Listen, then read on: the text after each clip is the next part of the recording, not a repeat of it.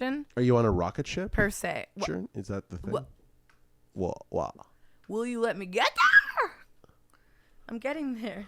I'm just now live in the world. Oh, wow. I just birthed out of my baby shell. Uh-huh. You know? I'm like not even fully formed yet. You're an embryo button? Yeah, I'm a total embryo. How do you feel about being a little baby dinosaur? How do you feel about coming out of an eggshell of your... Made of Dior. Made of Dior. Yeah, I love that. Couture mamas. Okay, now I'm live, and now I have, not only do I have the iPad up. And working. And working. Oh my God, it's so working. I love when things are so working. It's like it is very touch sensitive. It's happening.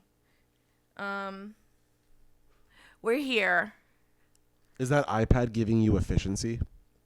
It is giving efficiency. It's giving, I can move the thing around and it happens in real time and we're not like stiff. And it's really exciting because it's a chart that I came up with literally an hour ago. Hours before the show. And literally, did you send the rocket ship? Yeah, I sent the rockets. Well, you didn't say yes. So I think I did. I think I did. Literally, you're a cool bird. You're a rockin' bird. Yeah. Is that where we're going? Don't look at me with eyeballs of disdain. They're questioning. They're not disdain. There's questions being asked, being made. Like, are you gonna pass that joint? That's my first question. Well, maybe if you gave me eyeballs of love, of anything positive. That looks forced and fake, but nonetheless, I will grant you your wish. It was forced and fake. But I mean, I had good intentions. My intentions. Everything's good. Uh-huh. In the world. Go look at the stream yourself. I believe you. I have faith that it is true. I believe. Oh, I believe. Oh, I believe, but when she tells me the things that she did before the stream started, and then went to Departed, the movie by Scorsese, and then we got started, and then we got Respite. Wow. Were you literally... I see where you were going with that. That was real close, buddy. I know where you were going with it. Despite Respite. Yeah. We're going to talk about food today. Mm-hmm. Food. Yeah. In the great city of Los Angeles. That's true, but before we talk about that topic, we should wait for our guest to arrive, yeah? Yeah, I'm just giving a rundown. A rundown. A vibe. Run us down. I will with my car. It's fine. Kill us together. I'm like, was that a curb? No, that was a boy. We have a guest today, Alex McCale, fellow comedian. We've seen her live set. She's vegan. I remember a vegan bit, and so I want to talk to her about the restaurants in LA because so I think that vegan food has came a long way. In general, from like 10 years ago. Whoa. It's just a phone. Don't worry. You're saying the cuisine, vegan cuisine, found in restaurants across America that focus on vegan food, plant-based, a plant-based diet, plant forward, if you will. You're saying that's improved over the last decade? Oh God, yeah. Yeah. Biggie timey. Yeah. Biggie timey. I mean, there's so many like fake meats and meat substitutes, and I mean, there's definitely cultures that have always been making vegan food. Do you think in 80 years, Yeah. we will, as a society, be mostly sustaining our lives off of non-meat? I hope so. Come on in. Come on in. Hi. Hey, what's up? We just started. Sweet. I'm only going to be here for the first 25 minutes. So we got you set up over here in the corner. Hey, chill. This is nice. Yeah. Hey, nice to meet you. What's your name? I'm Shmoo. Shmoo. Yeah. Alex. Nice Alex. to meet you. And this is, as you know, Jesse. Jesse, thanks for having me, guys. Yeah, no, thanks for joining us. Take your time, get settled in. Yeah. Okay. Get your little headphones We on. were just discussing how vegan food has gotten better over the last 10 years. Oh, amen. And then well, Alex, you know the topic. Did Jesse tell you the topic? No. Oh, really? It's a complete surprise. Oh, it's a surprise? Oh, let's Ooh. It's a surprise. So we met at a great open mic, Sweet Stuff, which is no Rest in longer peace. RIP. why Yeah. why does it rest in peace? Because it's a theater in LA, and that doesn't do well profit-wise. So they had to Right. close down the space. Right. But it was a great mic. It was a really popular mic too. It was really Sad. fun. Yeah, Yeah. very sad. I wanted to go to the last one, but There were a lot of funny people that night. yeah, The night that I was there. it was stacked. It was really good. It was really great. But I remember that you had a couple of bits about veganism Yeah. and being a vegan. That's what Yeah, stuck it was so out. long ago. I was like, oh wow, yeah, definitely. I have been a vegan for, and vegan is such a strong term. I want people to know that I am not perfect at it at all, but I do eat mostly vegan, and I've been mostly vegan for like 7 years, maybe. Yeah, That's hardcore. Yeah, it's super hard. Like it's really tough. I'm very impressed. Yeah, it is tough until you get the habit of it, and then it becomes easier. I don't feel like cheese ever gets easier though, because that's one thing that vegan food they have not perfected. Like cheese is hit and miss. Can be really. hit miss, definitely. Yeah. Yeah, I wholeheartedly believe in that. I remember when Follow Your Heart came out. I used to Yeah. work at a pizza joint, and so we had vegan pizza, and Daya Yeah. doesn't go down the sinks. Gives you diarrhea. It would not. The Let's just like call it the, as it the is. Daya Doesn't go down mozzarella. the sink. It doesn't go down those sinks well. It does not. Like you're like spraying it with like a Clogs restaurant up the Collins. industrial heat, like a dishwasher, and like they're like, oh yeah, you got to just scrape the Daya out of Yeah. the bottom. Like it doesn't really melt. So sad. So there's huge advancements in the world Yeah. Yeah. in that way. Yeah, for sure.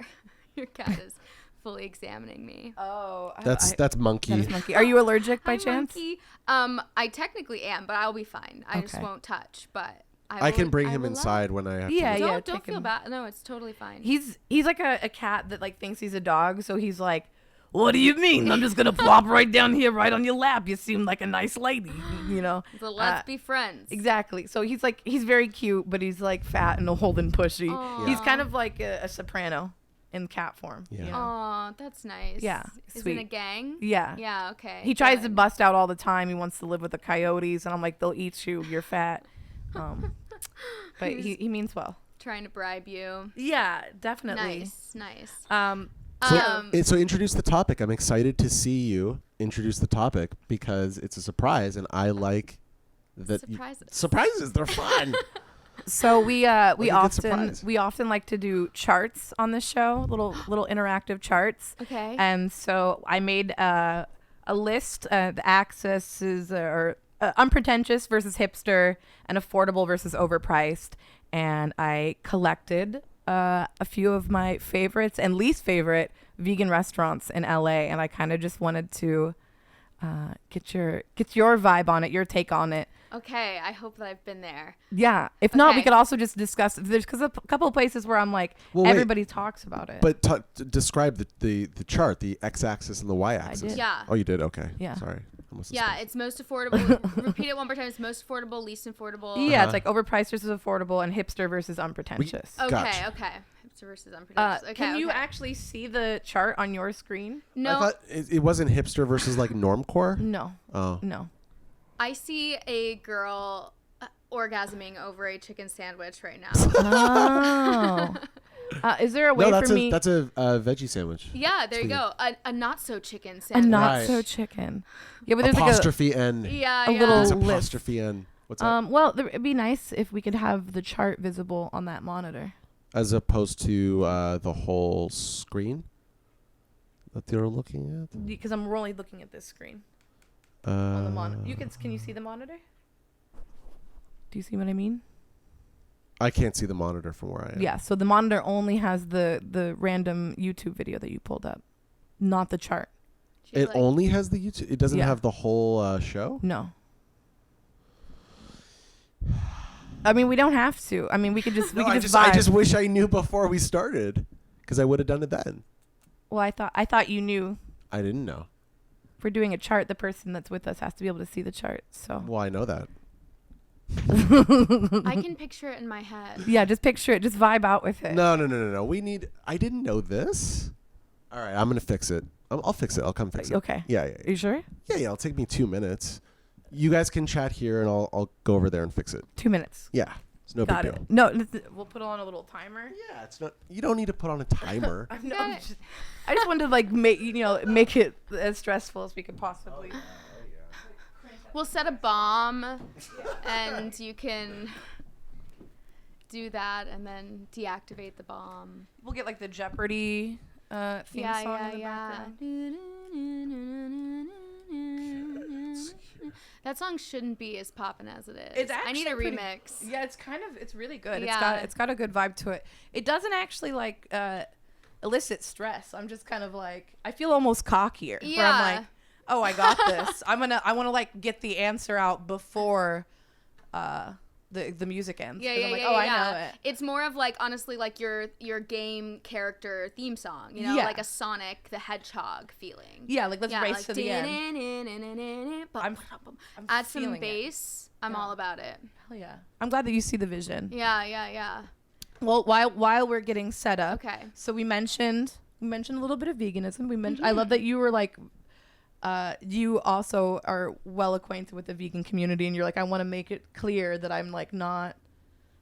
Yeah, I mean, There's varying levels of like, yes, some people are really strict about it, and I commend them. I'm like, yeah, that sounds great. That but I'm sounds like, really I cool. could never be as strict on myself because I would feel like eventually I would get burnt out on being so strict on myself, and that I would give up altogether. Like I feel like for some people it's like all or nothing for veganism. Yeah. Do you see And the it's like- chart on your monitor? No. Oh, it's very. Wait, I see. Yes, I do. It's Okay. it's at the very bottom in purple. It's that small purple at the bottom. That's how it would be normal. That's how, right? Yeah, that's I how think we do it. That's as good as we're gonna. Isn't that as good as it gets? That's really? as good as it gets. But you can make You out. can kind of have a. you can Yeah, make have out. a I can faint Yeah. vibe. Now at least I have something Why to don't we push imagine the more monitor? fully in my head. Push the monitor closer. Yeah. I'm not I gonna could use sit it. closer. I'm like, yeah. There's plenty of things we can do this. Yeah, just push the. Okay, yeah. This No is big good. deal. No big deal. No big deal. Bring it to me. Yeah, there we go. Like angle We're doing it. Beautiful. Yeah. It's still gonna be very hard, but now it's more of an idea, less of a vibe. Perfect. You have like an outline. No, that's good. That's Yeah. good. I can even see like some kind of logo with a beat, which is very veganism. Yeah, It's got to have everything with a beat. it comes from the earth. Yes. I It's really a root, love that. a root vegetable. It's very important for a vegan diet. Okay, but I'm like, I have some good roasted root vegetables. Dude, I'm all about a beet. Okay. Beets with like balsamic vinegar. Oh, yeah. And a little bit of strawberries and maybe some mint. Ooh, that sounds fantastic. Yeah. That sounds delicious. I like beet when it's in juice form with apples and such. Yeah. Love that That's as well. fibrous. That's excellent for you. Carrots and beets. I'm all about carrots. You know my favorite root vegetable? What'd it do? Kohlrabi. Now, see, I haven't tried That kohlrabi. kohlrabi, it's new. It's newer to me. Okay. I just experienced kohlrabi for the first time in my life like 2 years ago. So it's not like I grew up eating kohlrabi, but it's magical because it's like it's kind of potatoey and it's that's kind what of I've heard. turnipy. It's moist. It's rooty. I was like, wow. I want to see more of it in my life. These are the kind of words, though, that don't appeal to meat eaters. Like, you're like, it's rooty, it's earthy, it's moist. They're like, get out of here. I hate that. They just hear root chakra. Yeah. Well, the NC You're like, yoga. Ooh, get away from me. Yeah. Maybe that's why I like it. So I have been vegan. I am not currently vegan. I've been vegetarian longer than I've gone through. I've gone through lots of cycles where I'm like, I also just like growing up in the early 2000s. I'm like, yeah, a keto diet. That sounds great. Whatever I can do to roll my waistband down like Britney Spears. Yeah. So I've gone through all different vibes, but I truly, even though I'm not vegan now, I appreciate like a good veg dish. Like when I do, I'm not a meat eater where like the main dish where I'm like, there's no meat in it.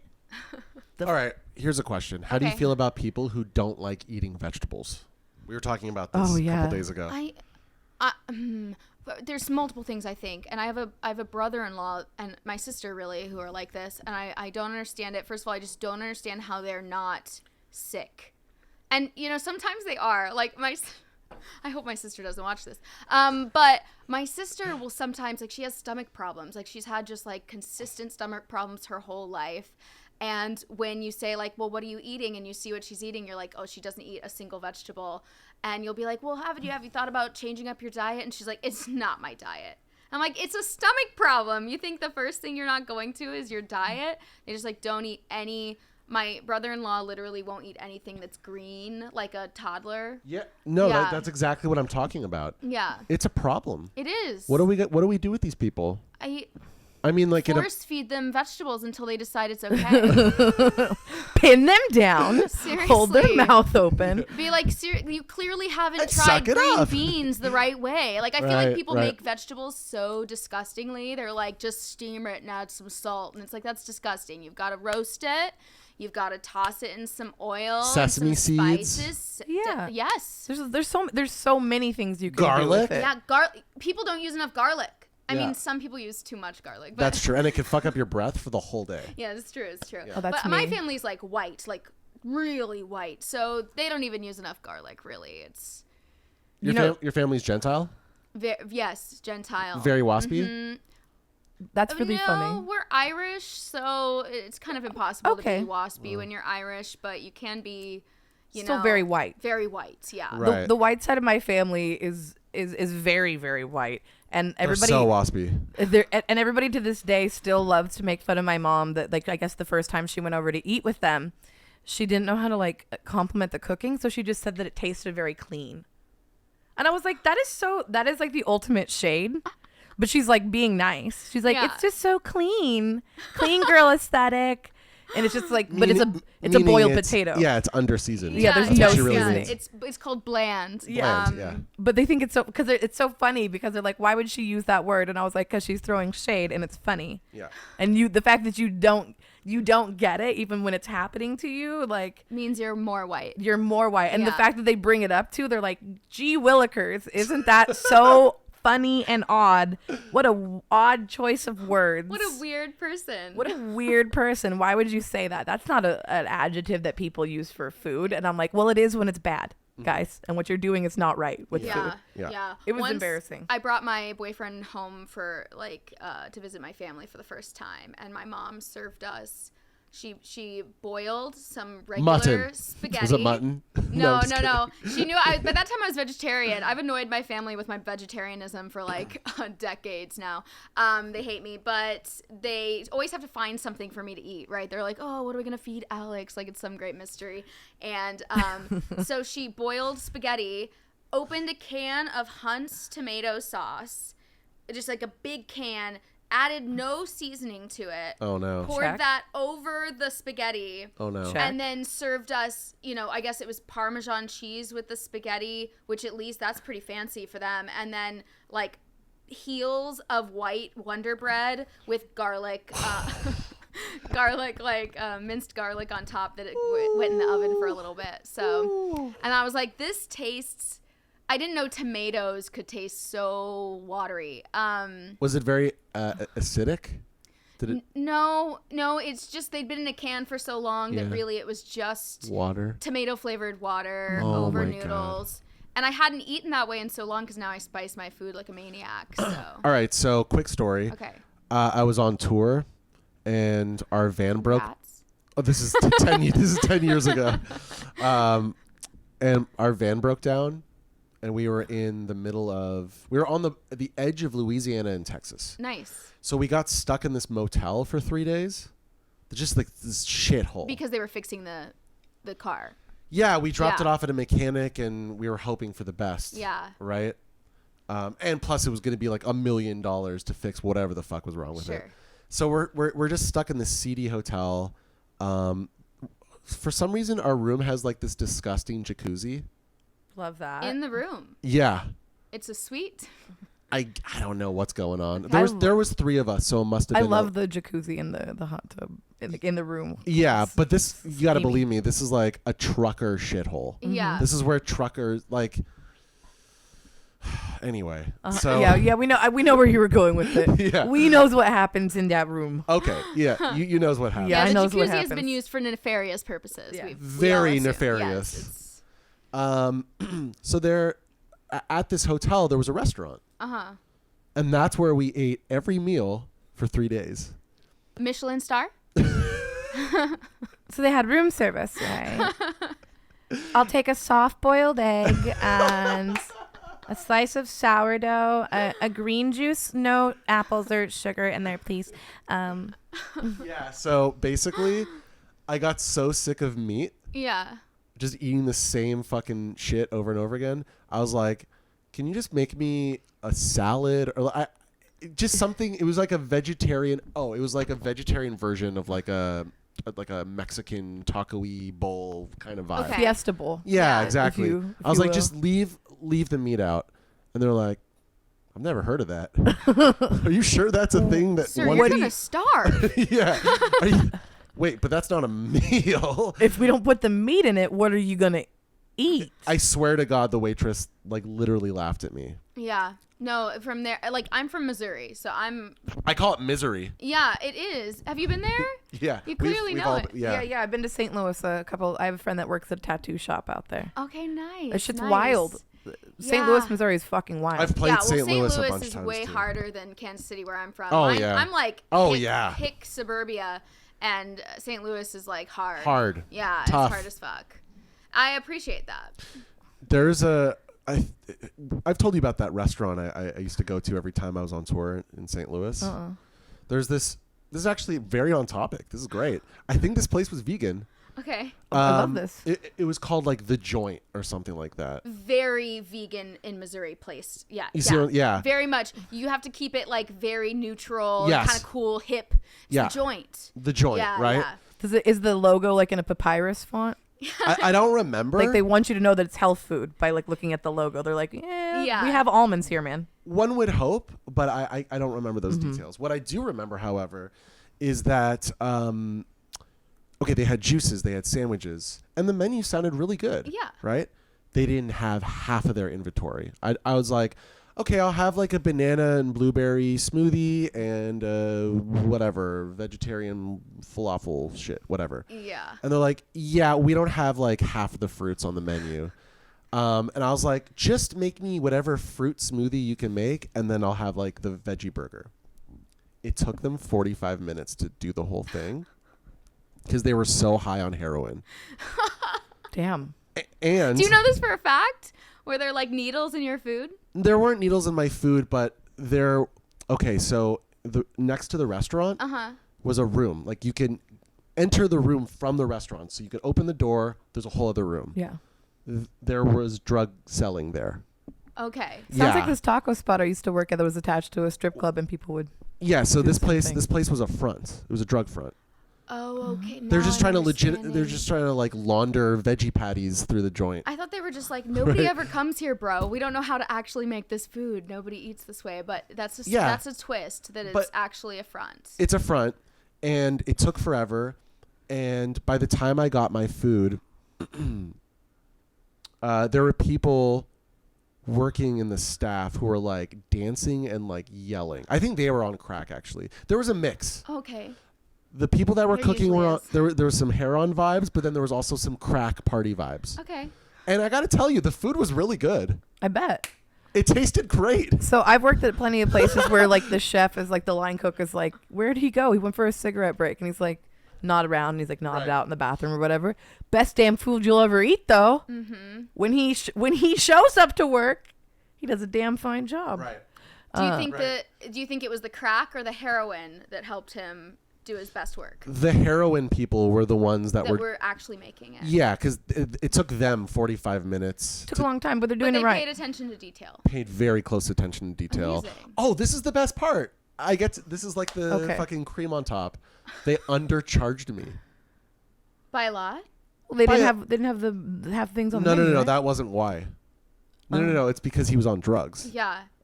He just like forgot a zero or something. Was it a cash register where he picked the item? Yes, it was a cash Okay. register, but it wasn't necessarily. It was like instead of me having to pay $23, he was like, "Just give me 17." It was like a $7 difference or whatever. It was a barter system. He was just Yeah. like, dude, just give me whatever. Do you want a donation based? Like, Yeah. this isn't our business. I mean, We don't actually make our money here, Yeah. bro. So Whatever you want. sense. I mean, also as somebody who's worked in bars and restaurants their whole life, when you work at a place that's dysfunctional like that, half your menu is missing. People Yeah. are selling drugs. Yeah. Your line cook's nodding out. You're like, I'm gonna rail some cocaine and then like get back to work. You don't give a fuck either. So you would be like, man, I guess that's pretty annoying. We didn't really have the menu. What's that street in St. Louis that has all the Mexican restaurants? Cherokee Street. This was on Cherokee. nice. Yeah. I've definitely served people and at my spot where I've been like, I don't have half the menu. It took forever for you to get your shit. I'm like, I've done the same thing. It's more or less, it's not even, I mean, probably yes, hi. But secondly, it's just like, who gives a fuck? Obviously nobody here gives a fuck. Why should I, as the employee, give a fuck? Here you go, man. I'm going to hook you up. $5 off. The amazing thing, though, is that, I went through St. Louis, let's say 3-4 times. I went to this place every time because, when I'm on tour, I want to feel healthy. I'm sleeping like shit. So I like smoothies and veggie. Like, that's how I used to eat on tour, right? That place was open every time. There you go. Like Like all the hours? drugs, all hours, but I'm in the sense that, like, they never closed. Yeah. Yeah. The drug front is working. Yeah. You know what I'm saying? No, the accountant's doing great. Yeah, Like, yeah. whoever's balancing the books is making this work. Yeah. I love Wow. that. Congrats to them. Yeah, Yeah. shout out to them. I love that a little vegan drug front in the Midwest can thrive. Totally.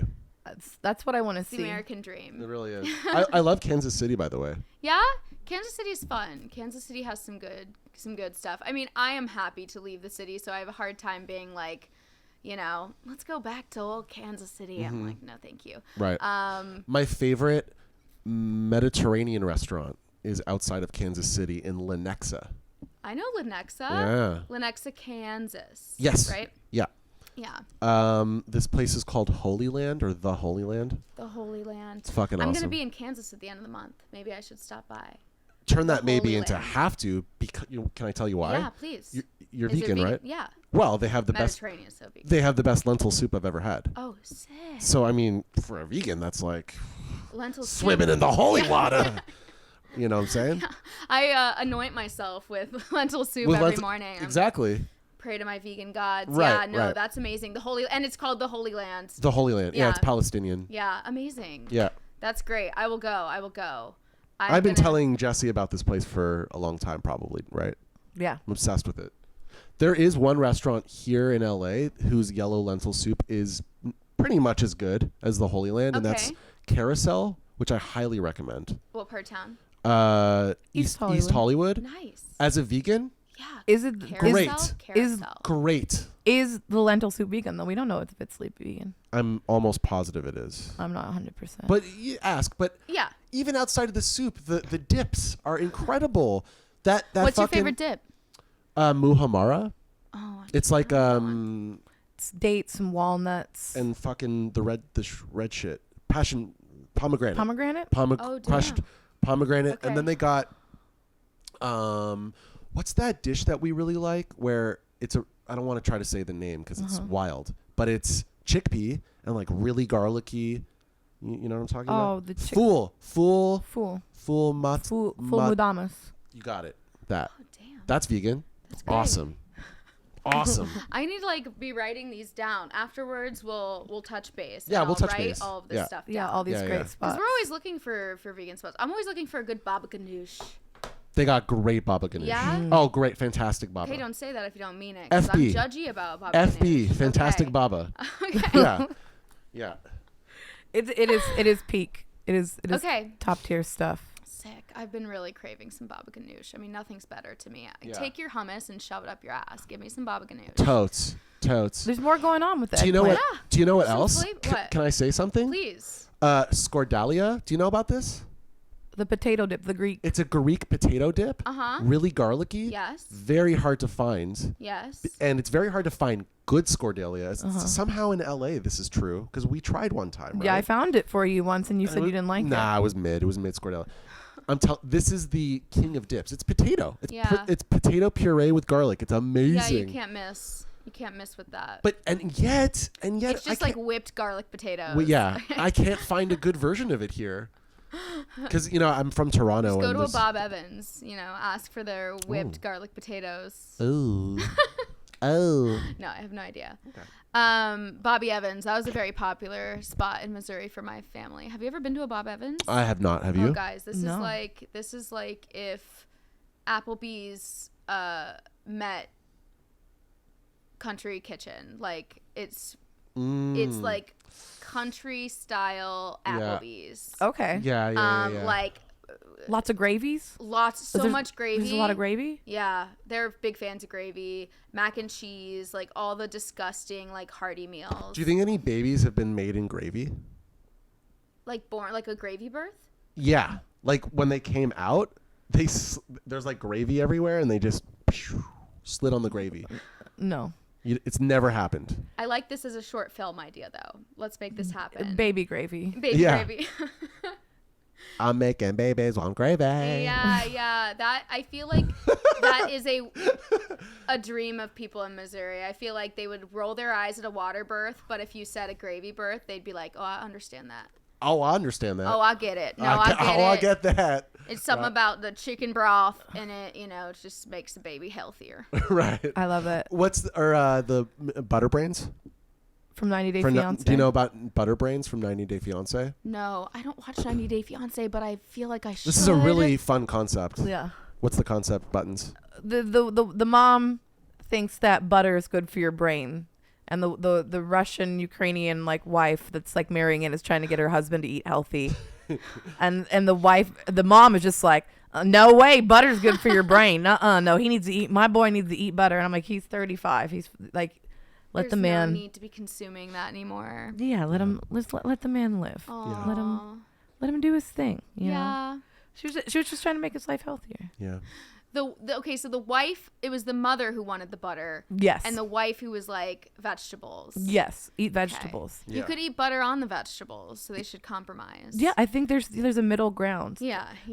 Is that how we win the people over that don't like vegetables? They're just like, I don't eat vegetables. Do we just have to like coat it in a... That's already happening. In my family, you always had to do broccoli with cheese. You couldn't just serve broccoli. With it was cheese? Broccoli That's so with cheese. that's so Midwestern. Yeah, I know. With cheese. Cheesy broccoli, baby. What's the cheesy potatoes. What's the thing they do in Louisville? Do you know about this? Kentucky? Or in Kentucky, where they just put shitloads of cheese on everything?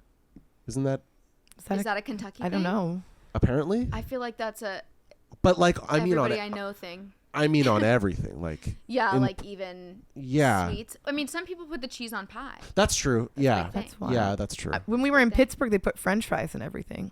Yes, I thought that was wild. Very Pittsburgh. I was like, it's a French salad. fries and everything. Why is there French fries in Yeah. my fucking salad, bro? Yeah. Oh my I loved gosh. it. It's like a weird crouton. It was very weird. Do you remember our waitress at that restaurant? She came from Australia, so her accent was like this weird mix of Australian and Pittsburgh. It was wacky. It was very cool. It was taken to another world. Pennsylvania. My parents live in Pennsylvania right now, and they have some weird accents. accents. I can't figure it out. I couldn't even It's like a combination between like Wisconsin and Boston. I don't know. It's very strange. Yeah. It's strange. Missouri also has an interesting accent because Yeah. it's off the Mississippi, so It you still have touches like the most amount of states. you have like a Right? southern. You guys know so vibe. much about Missouri. I feel like everyone I talk to is like, Missouri, what's... Oh, I've driven What's through that? Missouri a million times. That's amazing. Yeah. Yeah, it does touch the most states, and it's got good barbecue. Yeah, and it's got good Sweet, barbecue. sugary Now sugary that I'm barbecue. a vegan, everybody's like barbecue, and I'm like, yeah. Every time I tell people where I'm from, they always mention barbecue, and I always Yeah. feel like a total poser. I'm just like, but here's the thing. I think there's so many delicious vegan items that you could put on a grill, like vegetables on a grill. Yeah. Life let's talk about it. changing. Really, what's barbecue about? The sauce. You can Yeah. put sauce on anything. It's about love making. If you put tofu on a barbecue and you put the sauce on it, I'm happy. Exactly. Right. I'm happy. It's all about the sauce. Yeah. I try to explain that to people, but Oh, they is that think my phone? something- I don't know. Buzz, buzz. Because I actually Flip it don't know where right. my phone is, and I want to communicate with David before I leave. Oh, it is. May you? We're sports guys. We can do it. Yeah. Okay. I like how totally unnecessary that was, but We made it a big deal. We like to really give ourselves little pats on the back, Yeah. gold stars, and it was like you guys were trying to do that on heroin, yeah, we were like, Just wow. like paying attention to the detail. I want you to know how difficult this is for both of us. We both have ADHD and we're not athletic. So if we pass the phone and we catch it, we're just like, we're like 2 seconds away from like jumping up and doing a chest bump right now. Wait. We're athletic, just not at team sports, maybe. In what way are you athletic then? Yeah. Well, I'm a drummer. That's athletic. Yeah, it's arms. Okay. It's arm day every day. And you do athletic stuff. I do a lot of yoga and I do a lot of like. Yeah. Okay. Yeah. We're I just don't want to be painted with a broad brush. Okay. we're like no, bro. We fucking totally work out. We work out, bro, all the time. We just I work out with a trainer 3 times a week. and I'm like, Guys, I believe you. I believe that you're athletic. but can we throw things? Not so much. That's not our. It's not our strength. No, there's a difference between athletic and hand-eye coordination, and I do not have Right. hand-eye coordination. I don't either. Any sports that require you aiming something at Yes. another thing, Yes. I am a complete an embarrassing failure. It's Yeah, but at least, well, when I walk into a bar and I don't know how to play pool, I got nothing to offer. yeah. Where are you from? Originally Toronto, Ontario. Okay, Then I lived in Boston for 4 years. that's what I was sensing from your little like Really? accent. Not because you keep Oh, putting right. on the Yeah. Boston Character. accent, The character, this the character, and I was yeah, like, it fits just you in a it's- certain way. I'm like, well, it's a I- character we share. It's It's not a character we share. You have your own character. okay. I have my own. Fine. You have your character. Yeah, I got my own You character. stay over here, Yeah, and yeah. you stay over here, Yeah. and do your own character. But I also lived in Texas for 10 years, and wow. now I've been here What a for variety. a big variety. You are quite the cocktail. I am quite the cocktail, and now I've been here in LA for about 5 years, Great. and So now, 5 more years, then you got to go somewhere else. No, you think you're going to stay? yeah. I know you're here. You're very cute. I would touch you. I would touch you. Jesse and I are collaborating on so many projects. I wouldn't want to leave in 5 years. you No. know? Yeah. You No. got to have like a 10-year plan with Yeah. Yeah. Yeah. I'm born in LA. I was not raised in LA. Yeah. And some people are like, "Oh my God, what did you go to LA for? So what do you do?" Uh-huh. And I was like, I literally just went back for the weather and childhood memories.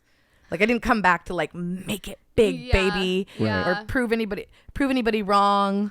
I was never the big fish in a small pond that wanted to try it big in the city.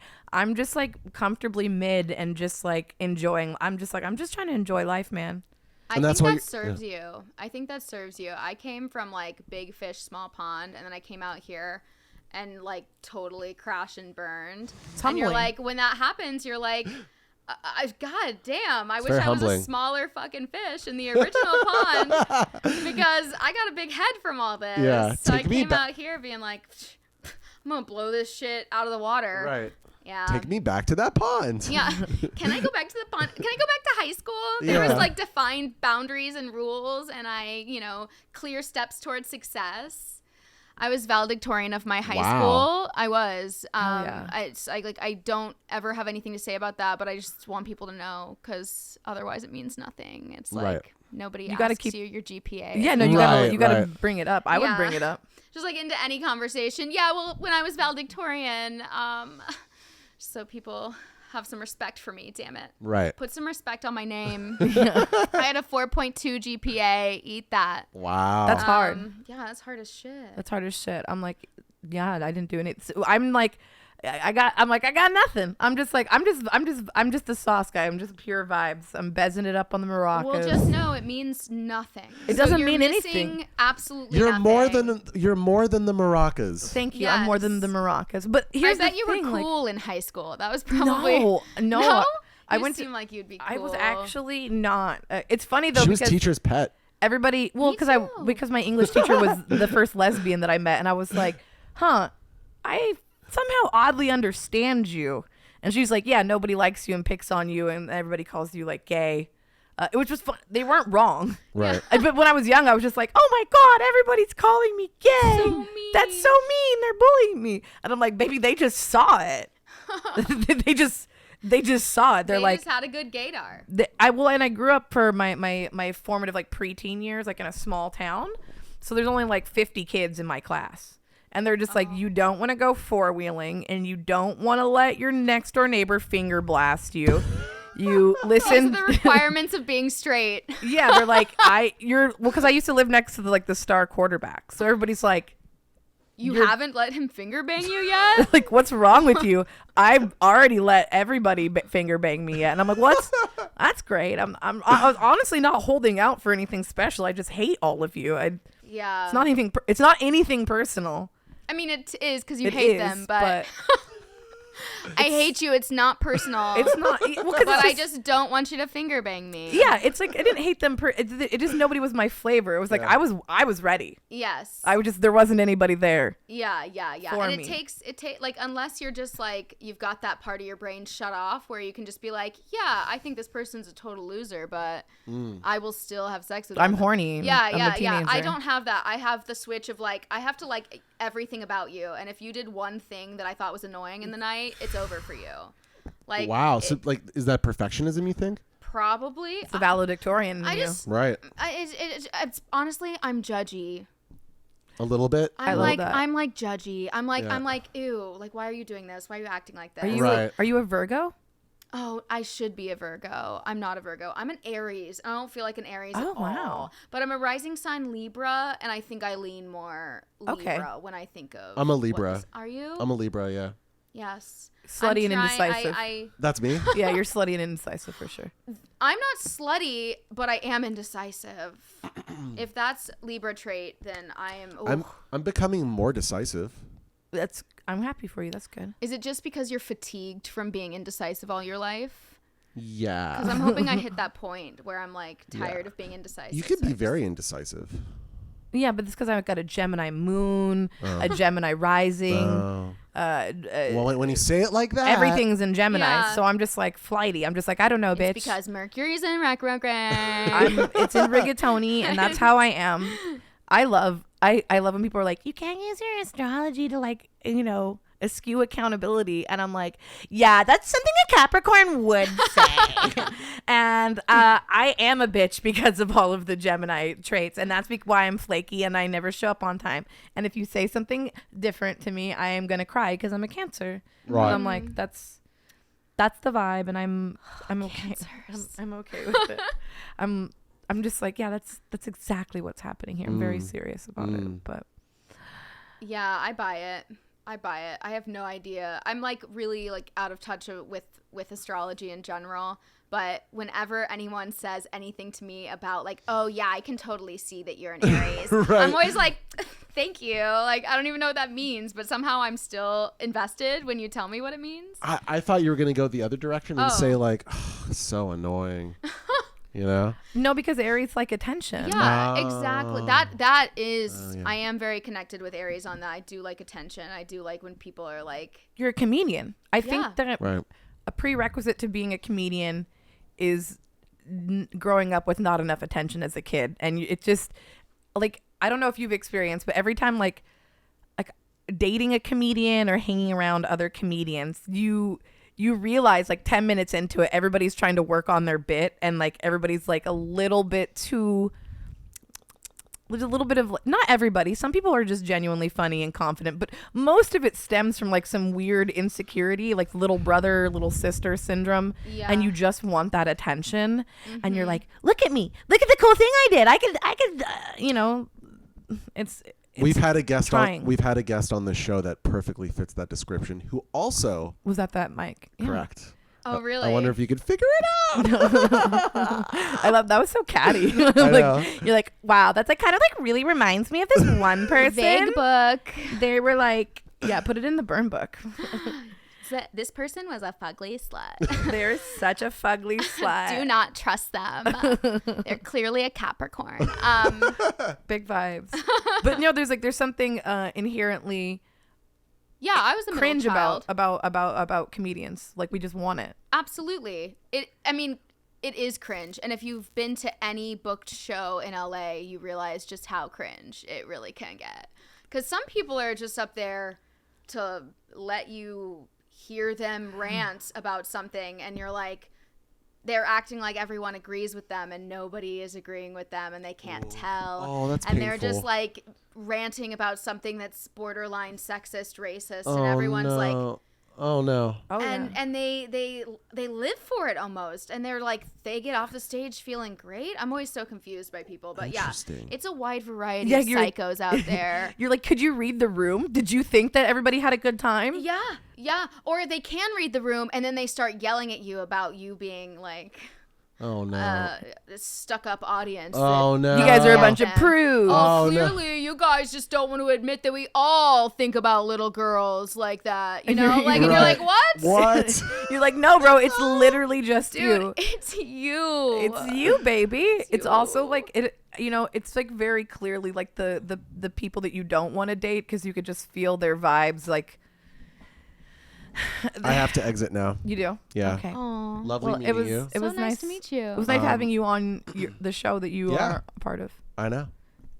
Are you excited to go get a massage though? Yeah. David's gonna work I out all pulled, those. I pulled my knots. back. Is that what you're? I have a I have a pinched nerve. Oh, really? Yeah. Yeah, I just recovered from that. Oh shit. Yeah, I Yeah. had to get an epidural and shit. Oh shit. Shmoo's Okay, like I a hope that sob. doesn't He's just happen. he's a fancy import that's constantly breaking down and needs a lot of upkeep. He's got those expensive foreign parts that you got to order in. Yeah, it takes a long-term long in advance. time. Yeah. It's difficult, but one day, Ooh. one day, baby. And I'm like, you got to be a Gentile. I'm built to drink at the airport at 6 a.m. You're not. Bye. Bye. But yeah, everybody's. I don't know. How long have you been doing comedy for? Before we get to the chart. The chart is Okay. hot on the list. Yeah. The chart is has a fire in my belly. I'm ready for it. I've been doing comedy. Well, if we start from the beginning, I've been doing comedy for over 10 years. Hell yeah. I started doing improv when I started, and improv was like fun. I liked it. I spent maybe too long doing improv, and then I was like, I want to write stuff, so I went to sketch and I started writing sketches, and I did that for too long, and then I decided to kind of stop all of that because I was like, I don't like working with other people.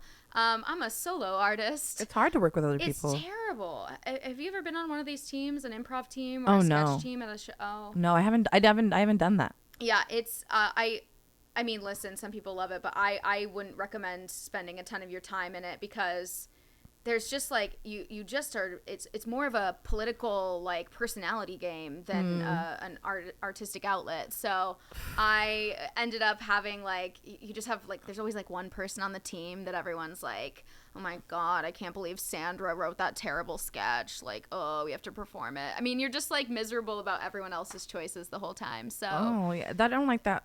That wouldn't work for me at all. One bit. I'm picky. I'm judgmental, but then I'm also a people pleaser. yeah. So exactly. I would just go along with it, but the entire time my eyes would be rolling back in my head, like everybody would be like, "Well, then quit. Don't go." And I'd be like, "Well, I can't do that. I can't let them down. It'd be too awkward. They really need me. Yes. Because I'm really carrying this whole performance, even though it's stupid and really bad, but they like really need me. But if I wasn't there, it'd be horrible. Like it's unwatchable without me. So it really is a balancing act, and when you hate everyone but also can't possibly stand to have them dislike you in the slightest way, it's a devilish combo. It's really terrible. It's horrible. So improv sketch, I was like, I finally laid that to bed, and then I started doing stand-up. So I started doing stand-up like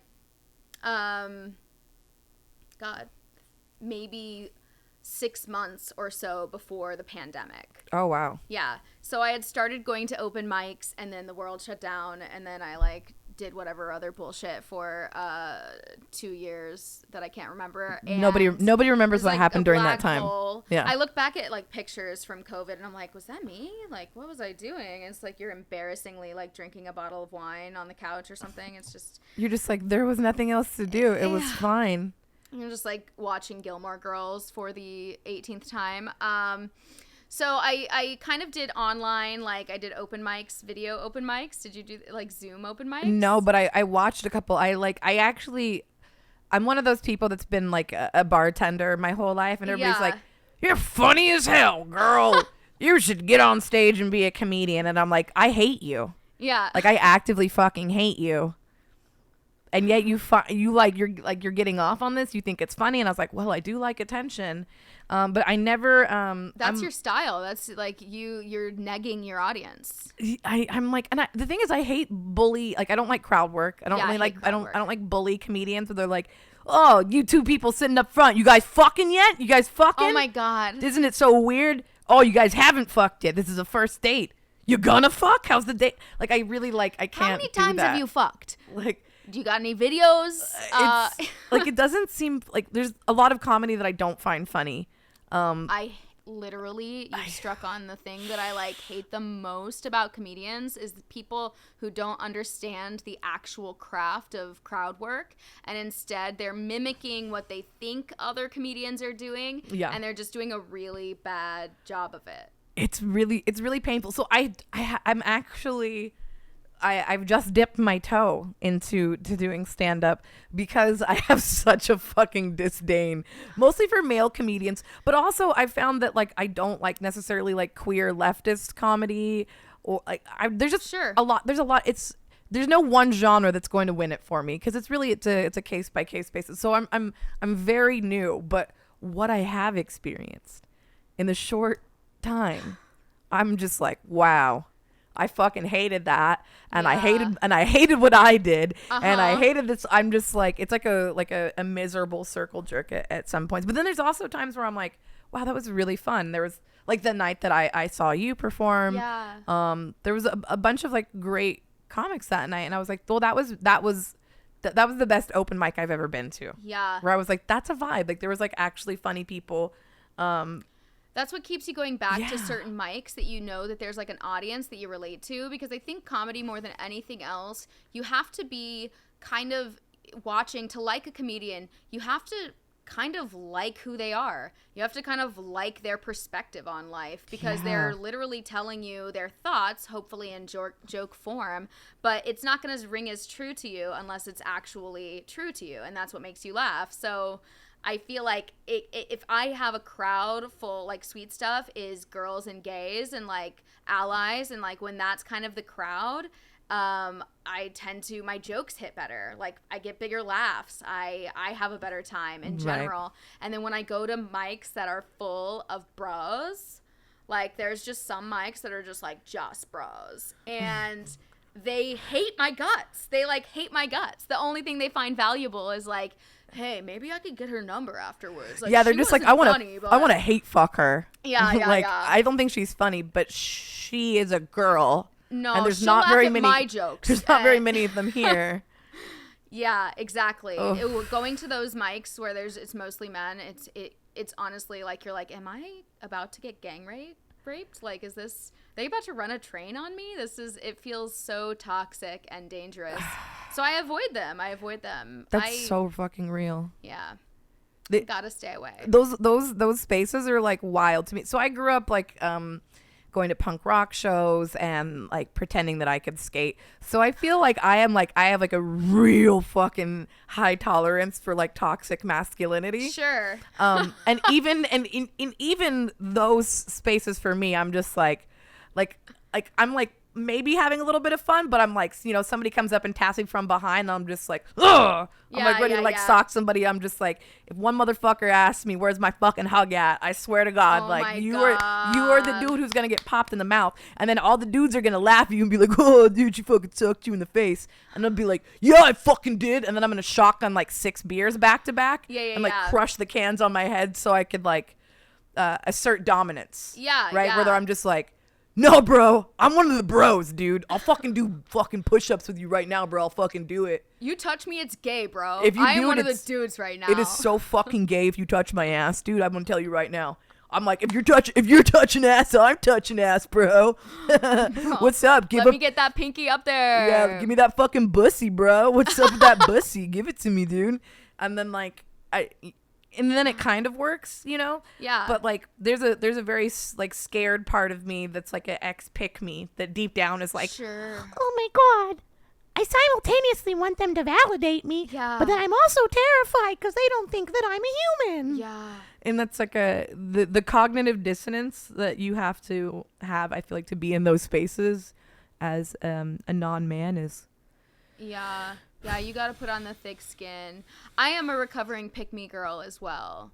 I feel like that's why I've been sexually assaulted, because I always think that like guys that are giving me attention aren't love bombing me, but instead are totally validating my totally cool personality, and they really like me, and it's definitely not them trying to fuck me. And so then I find myself where I'm like, oh no. You're like, oh no, this is a weird situation. He's being like really like frisky right now. Why is he touching me? He's not really listening when I say that I don't like. I want to chill out a bit. It's got. You know what the fucked up part I think is being a woman or a non-man is that I think that it's impossible to have gone through your life without some sort of experience like that, where you're like, is this SA or is this like it's horny boy? It's kind of gray area, but the feeling is there. The gray area is on purpose, though. It is. The gray area is them doing it on purpose. They are blurring the lines and making you confused. It's and gaslighting. Like, exactly. So, like, mine, like, one of my sexual assaults essays, excuse me, I don't know if they like that. When this guy was, like, that was my boss at the time, was, like, he was giving me a shoulder massage, and like he had like set up this kind of relationship where occasionally we would give each other shoulder massages, and it seemed like all like, oh, totally just a friend thing to do. Yeah, and man, it's having a hard day at work. Exactly. And it started to get like a little more like going down like too far, and I was like, oh, my shoulders are up here, and it just like I started to get suspicious that maybe it was something sexual, but I wasn't sure, and he hadn't crossed the line in such an obvious way that I felt like I could be like, hey, get your hands off my breasts. Yeah, like stop doing that, bro. Yeah, so it kind of like walked this gray line until the day he was like, I'm going for it today, and I was totally caught off guard, and I was like, wait, I've let him rub my shoulders multiple times now, and like maybe I led him on, and maybe I made him think, you know, so it's like psychosis. Yeah. It's fucked. It's so fucked. You're like, well, maybe, yeah, I should have had better boundaries from the. And I'm like, no, you're right though. It's very intentional. Yes. And it is meant to blur the lines. So it's like, I'm just a baby. Yeah, like I don't know what a boob is. I thought you liked this. You said that you liked it when I rubbed you, and so I just kept rubbing you. Yeah. It's gross when you know what's going on. And you feel so it's meant to make you feel like partially responsible.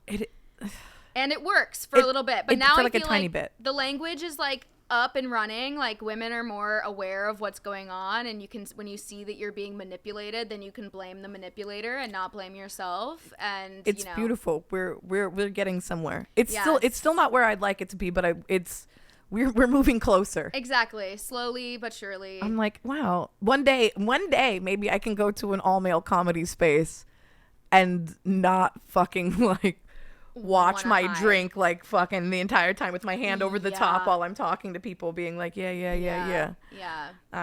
I used to be really scared of getting roofied, and now I'm more scared of being poisoned by my husband. So I've kind of grown up in that way, you know.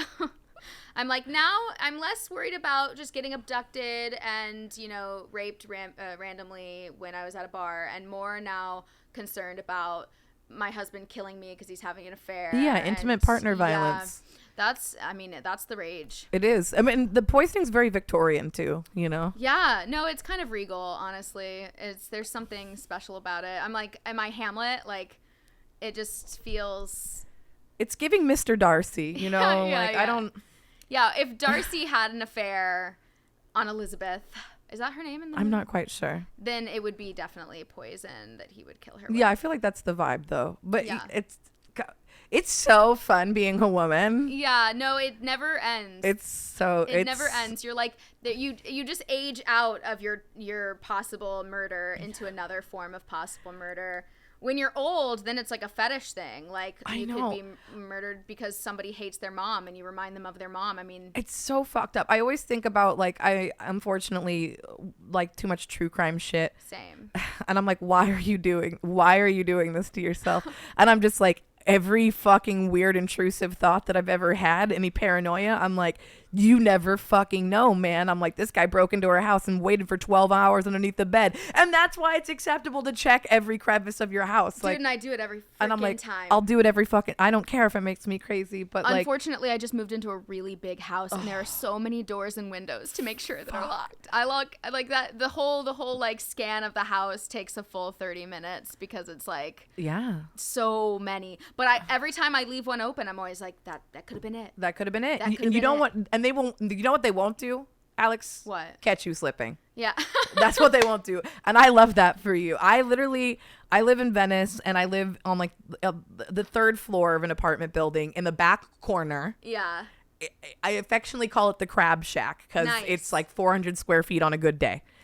You know, like there's my bed that is in the center of the room, and I can see the bathroom. My little kitchenette is right. Everything is, you know, like in arms. Yeah. So nobody can fucking hide. It's nice. And I love it. Sometimes people come Yeah. over and they're like, wow, it's cute. No, it's cute.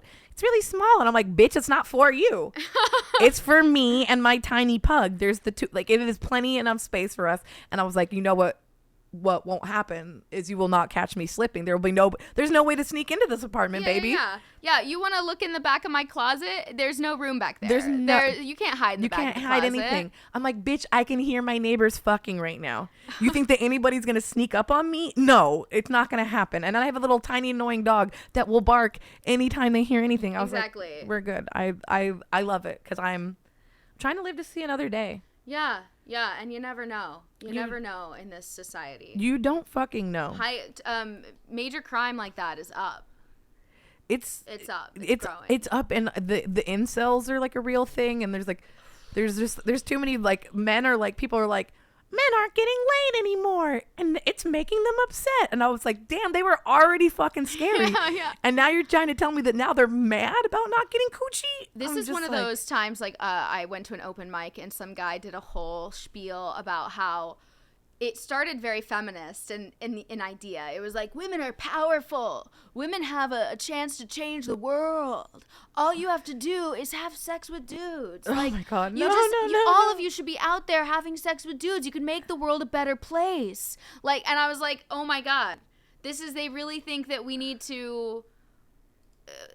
if you just S some D, baby, then we won't have school shooters anymore. Yes, they're blaming the school shootings on us not swallowing. Like, I just don't think that's fair. I don't think it's, first off, I don't think that anybody should have to swallow ever. First off, is swallowing vegan? I don't know. I think that this is my policy on cannibalism. I think veganism is, animals, and I think cannibalism is humans. So right. I tend to justify it that way. Okay. But I also, I think that making it a more vegan stance, I could avoid doing it. Yeah, you're like, sorry, it just really goes against my beliefs. That's animal protein, and I don't consume that. I don't really... I'm okay with it. I need to know what your diet is like. because I'm not about to swallow battery acid nut because you eat the fucking taquitos at 7-Eleven that have been rolling there for the last 6 hours. Like, you have to show me that you've drank 8 glasses of water that day. Yeah, what is the last, can you please name the last 3 vegetables that you ate? Yeah, exactly. Like, I need to know when and the dates and times in which you ate them. Like, I need to know. Absolutely. So this is vegan dudes. I'm like, you know what?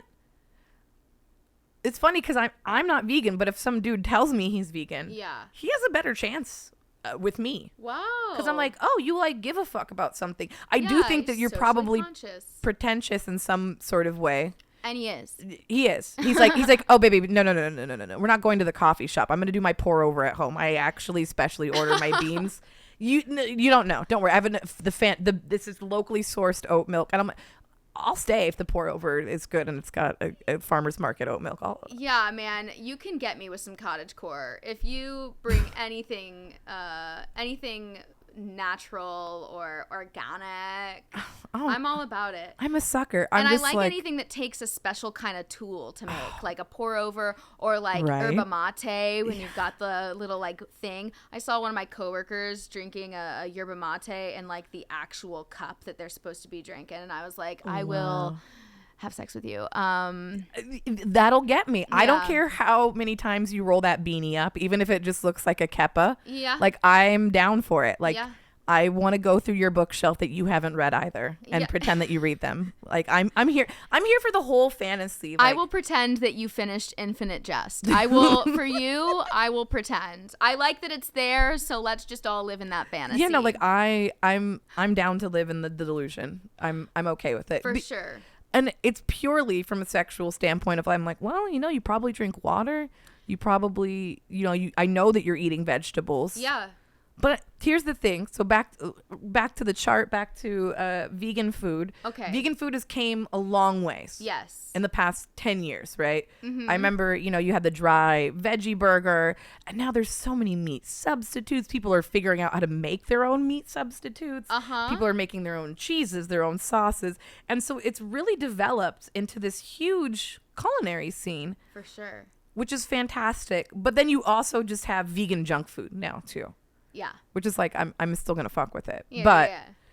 there's, I think LA is a great city to be vegan in. We're not in the Midwest. There's multiple absolutely restaurants and places, neighborhoods, like whole joints. There's little festivals, like multiple. There's multiple like festivals. Fests. Like that's I think that's the times wild times to be alive. Exactly. Right before it all ends in the climate crisis, we'll just enjoy some junk vegan food and pretend it's making a difference. It's doing something for me personally. Like, it makes me feel, like I like having the reusable straw, right? Like, I like bringing my own little like moon juice tote bag to the farmer's market. Yes. Is it going to save us? No.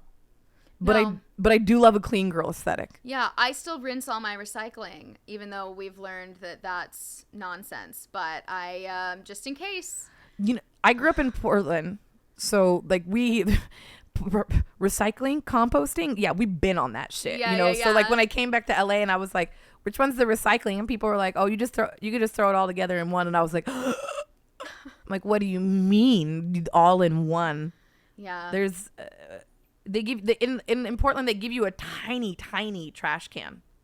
Nice. And then and a bigger recycling. That's what you need. And a bigger like compost bin. Yeah. And so you're like, you have to do it, otherwise you're living in your own filth. Exactly. So there's a lot of incentive there. That's nice. I wish they would do that here. It would be smart. I would do that because I still make too much trash. I did try to go like, ooh, what if I got all of my food not in plastic? And then I was like, ooh, that's not realistic. That's it's still a cool like idea, a little too far away from me.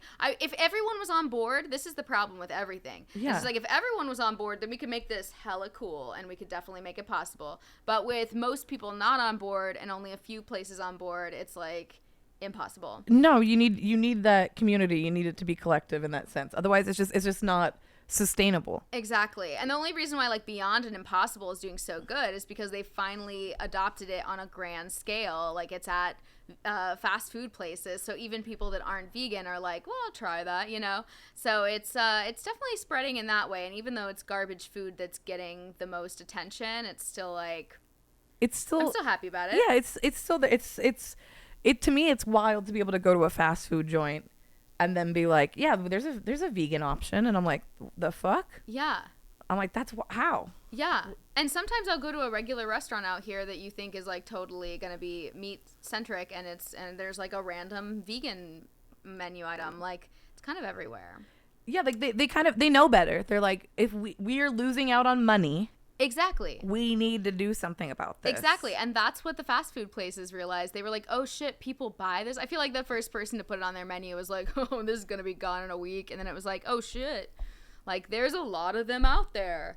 Yeah, it's very not a myth. Not a myth. They exist. And I think the other thing too is I think that we've progressed past the need to, like, veganism is not entirely like pretentious.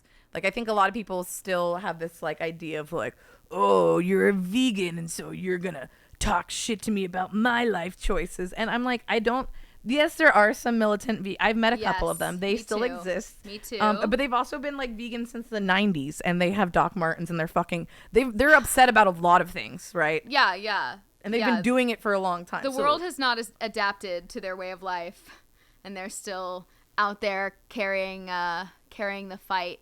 But I feel like I like the kind of, like I said earlier, like I'm a little bit flexy bendy when it comes to like when I'm on vacation and there's nothing to eat that's good on the menu and there's only like something that I'm interested in that has a little bit of cheese, I'll be like, okay, here I go. I'm going to eat some cheese here. So like I try to keep it easy breezy, and that makes me like not judgmental of other people who are trying to be vegan, because I'm like, I get it. You do your best, right? And I think that's kind of de-pretentious it. Yeah. Yeah. I like that. I'm like, I also love that word. I love it because the word in and of itself isn't pretentious, right? Yeah, no. We're de-pretentiousing things actively here on this show. Exactly. I love it. Just keep your vocabulary made up kindergarten words, and everyone will not hate you for being vegan. I think that's de-pretentious. De-pretentious. So I have a chart here that for some reason is now it's been rocking with us this whole time. And now that I'm like, okay, let's go over this chart. For some reason it doesn't want to pull up, which is, here we go. There we go. We have some LA vegan staple, and then it disappeared just as soon as it came here. I love that. I still love that I can see girl with not so chicken sandwich. She's just like, really enjoying herself. So hard. I wish I was that girl, man. She's having the best time. I haven't had that much fun since the day Trump lost the election. Like I haven't looked that happy in a long time. Oh my god.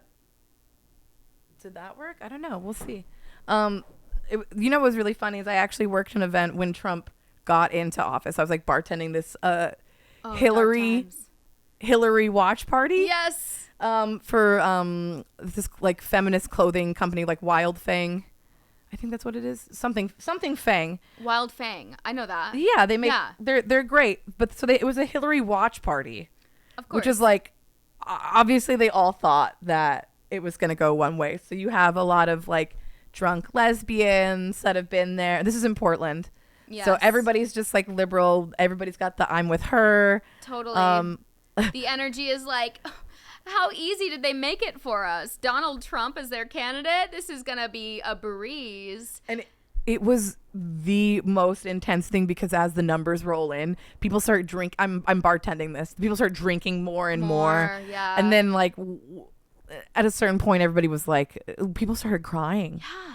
They were like, oh my God. But you know, like the funniest part about it is that it's like, it's in in Portland, and it's a very like, it was like an affluent white lesbian liberal party. Yeah. And this one woman's like crying to me being like, I'm just going to go stay in Switzerland for the next 4 years. And like this other person was like, we're just going to get on our boat. And I was like, oh, tight. tight. I'll be here. I'll be fucking here. I also noticed that you didn't tip me. And you've had like 12 vodka sodas tonight, and not once have you decided to tip me. Oh. So I'm just noticing some incongruencies here with your what you're saying you're about and what's actually happening for me, my experience. There's a delusion there that like rests between like what you stand for on a grander like abstract scale, and then there's what you do on a daily basis for yourself. You're like, yeah, I also want to solve the climate crisis, but I will be taking a private jet. Yeah, like it's it's not a big. We're gonna go to Mykonos. Yeah, Fuck you, peasant. Oh my god, I'm so sad about the climate. It's such a bummer because normally when I like to go skiing at this one spot, the skiing's so bad now, and we wanted to go back to Bermuda, but it's too hot. It's just rough. It's really rough when you have to live life in between vacation homes and. Yeah. I'm like, all right, I'm gonna figure this out. I'm like, I'm gonna do it. Okay, I believe in you. I'm kind of a bimbo, and this is not my department. I'm like, oh, I don't know what these guys do. This would be a great opportunity for a straight male to come in here and show you exactly what to do. Oh my god, there's literally a straight man watching this somewhere that's like. It's like, whoa, they just have to plug the E cord into the 123. I obviously don't know anything. You just, oh my god, it's not that hard. You just got to reroute the configured model through the thing.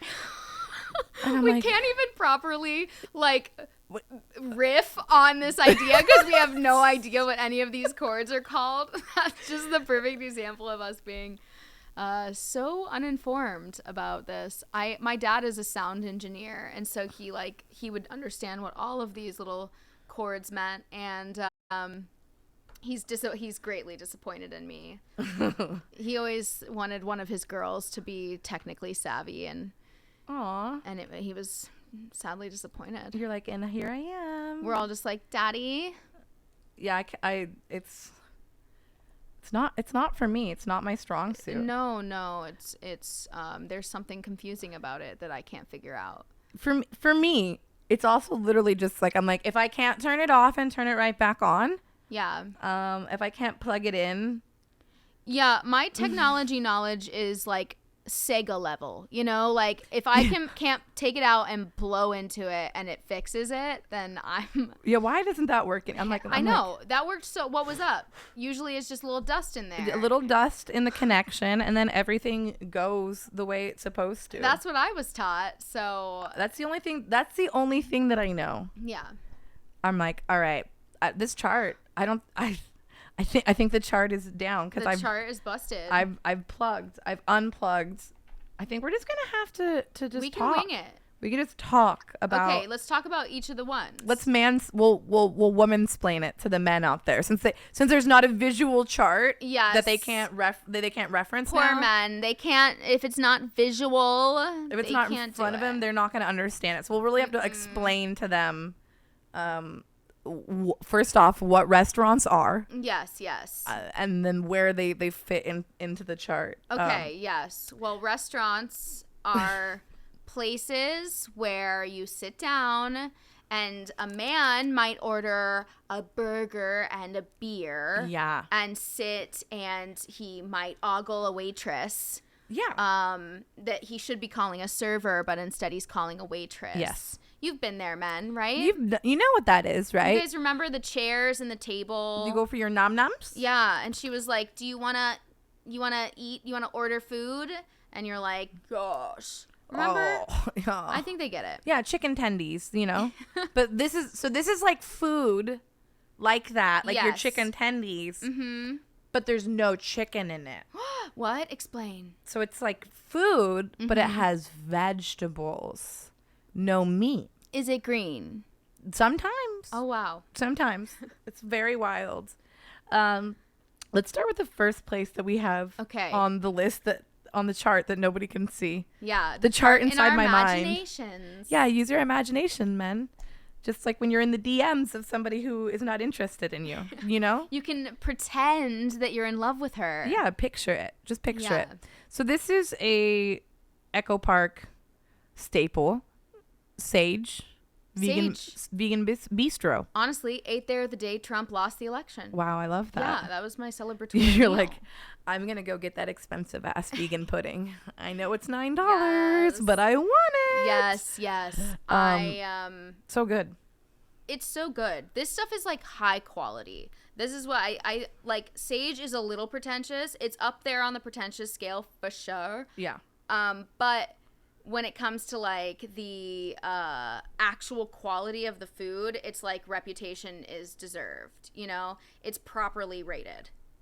I think it's fantastic. I think it's really good, but I do think that it's a little bit overpriced and a little bit overrated. But yes.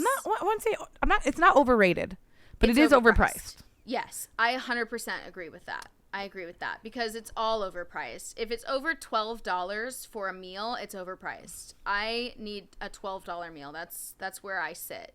Yeah, I think that's a comfortable meal. I think otherwise, unless you're doing like this is like a sit down birthday dinner kind of a vibe, right? Yeah. If you're just getting a meal. Yes.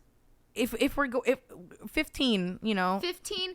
All right. Yes. It's LA. So I'm like, okay. Yeah. Sure. But I'm like, if I'm spending over 30 and that like with a side and a beverage. Yeah. Like fuck off. That's unless I'm getting like a high-end restaurant experience. Yeah. Like I don't want to pay $17.50 for your like oyster mushroom vegan chicken burger thing, you know.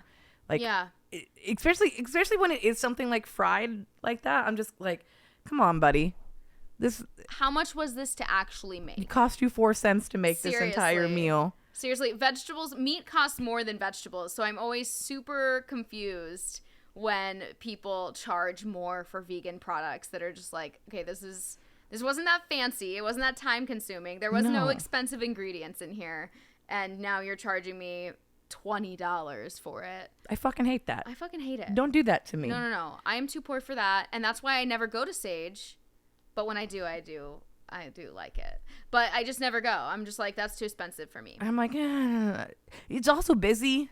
Yeah, it's crazy busy. The hipster element of it does also. I'm just like, there's a lot of waiting. There's a lot of like artsy, stinky people. The artsy people who wear natural deodorant. Yeah, that's so. I grew up with hippies. Fun. You know, I'm open to different lifestyles. Of course. But I will, and like I said, I grew up going to punk shows and like skateboarding and stuff like that. So I've dealt with a lot of stinky people, and I just will never understand what being stinky has to deal with being counterculture. Yeah. We don't fucking shower. Is it rejecting consumerism with perfumes? But showers, it's like, well, you could still shower. That's just laziness or ADHD or executive dysfunction, yeah, right? that's real. Or maybe depression. That's real. Those things are very real. And I'm like, I understand those things, sweetheart. Yeah. But the thing is, I got it. Once you've made the decision to drag yourself into public, there is, you know, I believe in community care. There's a standard. You gotta do something about the armpits. At least. Yeah. I get it. You know, maybe that's your favorite denim overall outfit, and you've worn it for 4 days. And you don't want to hurt the denim by overwashing. Sure. But like you have to do something with the armpits. Yeah. So I think Sage, it combines with the food too, right? If you're sitting next to someone smelly, you're like, is this my mushroom burger? Yeah. Or is we already have a lot of earthiness. Homeboy's BO. We have a lot of earthiness already happening. Exactly. It smells like a root vegetable, you know? Everything's sort of a root. Everything is a root vegetable here. But Sage, yeah, overpriced, hipster, but good. But they're doing what I'm like. They're doing what you're expecting them to do. Yes, they're keeping it kind of healthy, but they're also making it tasty. Yeah. They're doing what I want. Yeah. What do we have next on this list? My Vegan Gold. Vegan Gold. I think I have been there once before. That's East Hollywood too, right? I believe it is. Yes, that's East Hollywood, and I feel like that's like a strip mall place. Yeah, they're just kind of like tucked in. Yeah, sure. And it's good. Thai? Is it? Yes. It's like a Thai vibe. Now that you say that, I think it is. I've not been there in a long time. But Thai food is the ultimate vegan food. That shit's like, that's just straight up good food. There's nothing. No, it's golden. And they're not reinventing anything. They're like, we actually just made delicious food. We just made Thai food and we said, oh, this shit's vegan. Let's put vegan on the restaurant name. Yeah, like we just didn't use meat in any of these dishes because we know how to season things without exactly it being. It doesn't. We meat has to the have to do glory it. of tofu, and we realized that just works just fine. They've already figured. They've honestly unlocked. They've figured it out. Yeah. They're like, no, we did it. Thai food and Indian food. They're like, yeah, we don't need meat, man. No. We don't even fucking need dairy, bro. No, it didn't even start that way. Like, I guess in certain cultures in the way past, they didn't have access to meat when they were developing some of their, like, food in those areas of the world. So they didn't even, it was like, beef, yeah, I guess we'll have that when there's a feast once every other year. But most of the time, they didn't have access to dairy and other forms of meat. So they were just like, yeah, we just made food without that. Yeah, we didn't. Wasn't a big deal, bro. Include it. It was like, oh, you're not near a sea, you don't have lobster. Okay, we don't make seafood here. You're like, that's fine. We're not tripping on it. Yeah. But Europeans, they just honestly, European culture. It's just. I almost don't want to blame them because there's like so many famines and plagues and stuff like that that just wiped out all of the good thinkers like multiple generations in a row. Yeah. So you just have like the people left over and they're just like, I don't know, let's shit in a bucket and throw it in the street. I don't know, like, I don't know why our rivers and water systems are making us sick. Let's never bathe, Ignore it. Just push through. If you die, you're weak. Yeah, they just didn't know. And I think all of the great minds must have died in all of the, like, Yeah. and all these plagues that happened. So they just weren't left with their best thinkers. Yeah. So they weren't really looking at the spices and thinking about that's how why to put it together. That's why England spent so much time conquering the world for spices and then never learned how to use any of them. Because they just didn't. So funny. How did they just didn't know any better. They wanted them so bad. They knew that there was something special about them. They could tell that there was a vibe. Something's going on here. We've got to get in on this. And then when they found it, they were like, what do we do with this? I have no idea. Let's, throw it away. Let's keep it in the counter and let it, or in the cabinet and let it, grow old and flavorless. England's like that dude that finally like bags the hottie and then it's just like, oh, I've never dated a baddie in my life. I don't know actually. What do I say to her? Well, I actually don't know what to talk about. I'm wildly uncomfortable with her and the attention that men give her, and I feel wildly insecure now. Maybe Absolutely. I should go colonize another place and take their spices. Yeah. It's just mediocre white men syndrome. Yeah, Yeah. they've just been doing it for ages. Yeah. But yeah. Don't know how to deal with the spicy. They don't. My vegan gold, it's affordable. Yeah. It's unpretentious. They're not trying to do anything wild, but it's fucking delicious. No, it's fucking delicious. I'd eat it any day. Yeah. Thai, vegan, got it. Yeah, love it. Super solid. Give it to me. I'm all about the curry. Fucking, oh, yeah. There's multiple types of curries. Like, oh my what? God, and they're all good. Penang, green, red, love yellow. it. Give it to me. Any of them. Here for it. Yes. Next place on the list. Okay. Don't know if you've been there. Nick's on Beverly. No, I have not been here. But I do have a random guy at work who tells me all the time that his friend runs Nick's on Beverly. So I got to connect, but I have never been there. I don't know anything about this person, so I don't want to make any judgments about them. But I've been to Nick's on Beverly, and it is one of the most mid meals I've ever. It's one of the most unenjoyable vegan meals I've ever had. Wow, what'd you get? We got it. So we went out, me and Shmoo, with his cousin and his mother. So we all had a slew of dishes. So it wasn't just like we got the bad thing on the menu. Yeah. There was variety to choose from. And none of it, the menu was confused. The menu didn't have a clear direction. They just literally were like, we're vegan. And there's no like type of food that it is. No, is it like Americana fusion? Kind of, but it's like, look we have like, here's some like, egg rolls, and then here's like a taco, and then here's like a pizza, and here's like a salad, and here's a wrap, and here's like barbecue cauliflower hot wings, and like nothing was good. Yeah. The drinks were, and this is hard to like when your drink program's fucked. I mean, alcoholic drinks. yeah, and they didn't have any good mocktails either, which is I also judge a restaurant where I'm like, if you have an excellent cocktail program and you have not at least made 1 or 2 dedicated non-alcoholic drinks, get the fuck out of my face. Oh, what are you doing? Because I don't want to drink. I'm not a big drink. I was a bartender for a long time. I love a good cocktail, but I'm not.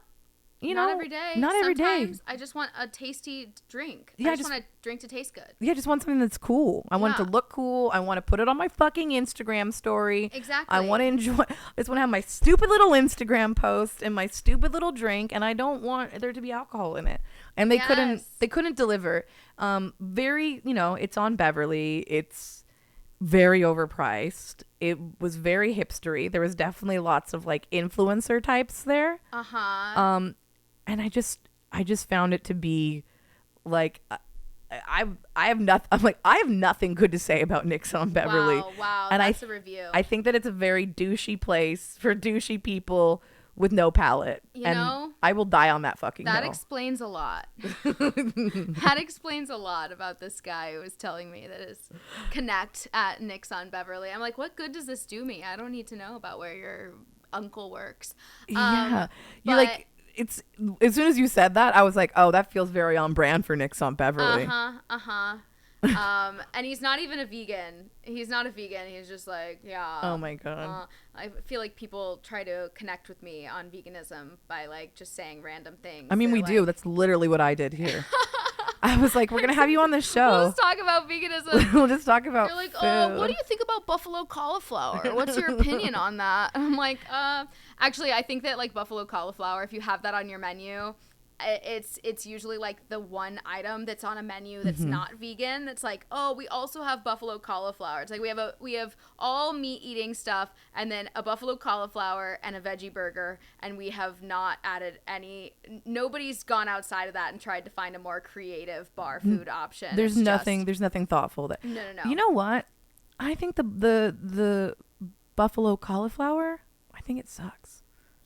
It's not a good dish. I think it just depends. You can get 1 or 2 that's really good, but most of the time it's not good. It's not good. It's mushy. It's in a vinegar. You know what it is I don't think I'm a buffalo sauce person to begin with. Oh, well, see, that's the problem. I think that's probably it's all about the sauce. That's the main issue, and I'm just like.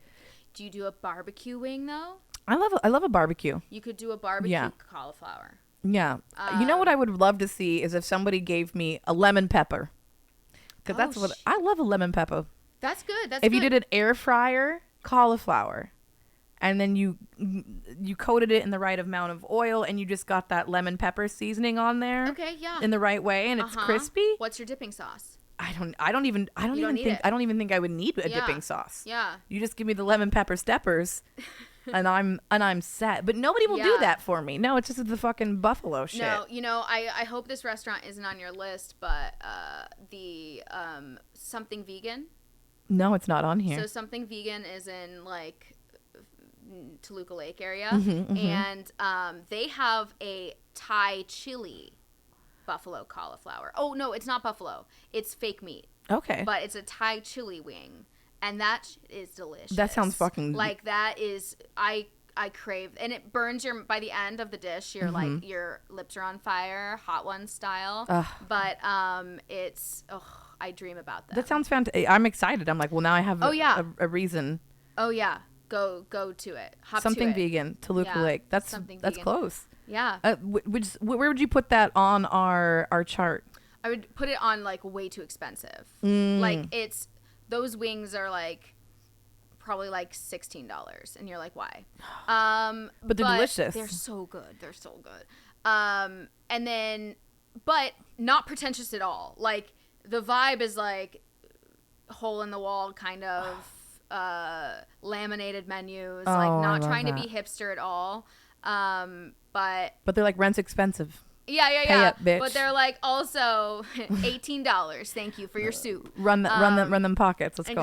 Exactly. So, and I'm just like, what do you need? A pound of flesh? I'll give it to you. You're like just done. Give me those like I forget, they call them like kapow wings or something. I love and they're that. Like, That's yeah. campy. I love that. That Yeah. sounds overpriced Veganism's and pretentious. full of camp. Oh, I know. Camp it's giving camp. All of these vegan restaurants. Oh for my sure. God. Speaking of camp, the campiest restaurant I think is Cafe Gratitude. Oh my God. Every time I am well and I feel my inner light bowl. Oh no. Like, bitch. This is why what do gives vegans a bad name. I'm like, I don't want to say like, I don't want to say that. Like, I don't want to say that. Like, I just want this item. Like, I act like I can't speak English and I just point at the menu. Yeah, And yeah, sometimes they're really just like, which one is that? And I'm like, are you a sick freak? You want me to say the like, I am whole within and I'm healing my inner child bowl? Yeah. Like, No, fuck they off. first of all, they wear you down. It's a cult. So It so feels they culty. use many forms of manipulation. One being wearing you down by making you wait way too long. Oh, yeah. So like, okay, First by one. the time they get to you, you're starving, you're delirious, and then they start like brainwashing you, and they're like, you've got to say that you're, do these affirmations while you're ordering your meal, and then slowly you start worshiping at Cafe Gratitude and eating way too much. I don't know. Everything has quinoa. I was gonna say quinoa or like what's the other lentil? There's like Yeah. a lot of lentil, a lot of quinoa. I love both too, but I'm just I like, do, but I pump feel your like brakes, they bitch. don't flavor things very well. Like to me, the stuff that I've eaten at Cafe Gratitude, I'm like, this is not that good. No, it's like what Gwyneth Paltrow would eat if she ate. Yes. Yes. Like, if and she would think enjoyed it was gross food. while she ate it. She would be like, this is disgusting, but outside she'd be like, Yeah, like she's she's gonna complain that it's too heavy as well. Yeah. She's like, wow, I She just eats like normally a don't little eat like bird. this. Yeah. I She's never like, I do usually this. eat 6 seeds, and this is 7 seeds. This so is so much quinoa here. yeah. There's also a bean. I ate a bean. Oh no, I'm gonna bloat. Oh my God, the bean's gonna get me to bloat. It's so wild listening to celebrities like talk about their routines and just finding out that they all have disordered eating. Yeah. But it's like they're like, no, baby, it's healthy. This is No, I'm just restricting calories. It's like totally normal. It's very normal. Yeah. It's very wild to me. Me and Shmoo are going to this med spa in Germany. And they've kind of told me like a little bit about like the Lanzerhof cure or the method, right? Okay, yeah. And I was like, so basically, these white people take you out in the middle of the country and they starve you, and then we give them That's money. it. Yeah. We give them money To starve us. to starve us. They're like, you can choose between the yogurt parfait and like the boiled potato. You get one. You can have celery broth for lunch. There's all these like juices and tonics, and Oh I'm my like, God. part of me loves it because I'm a sick little almond mom, and then the other part Yeah, of me yeah, is, yeah. and I'm just like, wow, that sounds healthy, right? Like I'm getting my nutrients. I'm getting all the nutrients that I need in this liquid Mm-hmm. form, but it feels very Gwyneth Paltrow, where it's just like, yeah, for dinner we'll have some lavender air, Yeah. some oxygen, a little juice. And Yes. I'm like, and you're not going to drink it. You are going to, we're going to put it through a humidifier and you're going to breathe it in. ugh. Yeah, I just did a juice cleanse not too long ago, like a few weeks ago. I did a juice cleanse for 5 days. And now I gag at the sight of my blender. I'm like, oh, make it stop. Like, so disgusting. You know what? Like I've definitely done it. And the first 2 or 3 days, you're like kind of holier than thou. Yeah. You're like, yeah, I just don't like, I know like other people like would go crazy, like, but I'm like so not going Yeah. crazy. Like it's Like, I actually, actually feel clear-headed and energized. I actually feel a lot better like this. I feel a lot better like this. Yeah. And then like day 6, you're just like, oh my God, if I could just have a potato. Yeah, If you could yeah. But I think that's how they do it, Lanzerhof. They make you drink the juice, and then they're like, "Yeah, how bad do you want this fucking boiled potato, you little piggy? Yeah, Yeah, you want it, Now piggy? you love it. Now you you don't love even a need boiled salt, potato. You little boiled potato bitch. Yeah." And I'm like, "Oh my God." And Oh, you know, and but they're it is. German and they're brutalists, so I'm just like, Yeah. I'm also they've got me. I'm just like, sure. Oh my whatever God. you- So how long is this thing? it's a week. Oh my God. It's a when week. Are you going? You can stay for 2 weeks though, which is like super intense. There's like levels. They're like, how hardcore do you want to be, bro? So what do they make you do there? Like yoga? Yeah, there's it's like a gorgeous pool, and there's a spa, so you can get like spa treatments. You can do yoga, you can do Reiki, you can do all these massages. You know, there's like a medical team that can also work with you. So all the doctors will like, okay, make sure you don't die. Yeah, and you can like, you're doing these blood tests and they're like, you need iron, bro. Like you don't have nearly enough iron. And you personally shouldn't fucking eat until noon. Oh You can eat at 9 a.m. But you need to have this juice. You need to chew everything 48 times. And you need to fucking ask for forgiveness from the Lord above because that is you're not shit.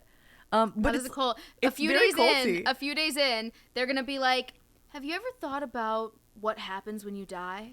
I'm like, in me, the vulnerable pick-me, the adult orphan that I am, I'm just like, whatever you want to pump full in my brain, it sounds good to me as long as I have a place here. Yeah, and you love me forever.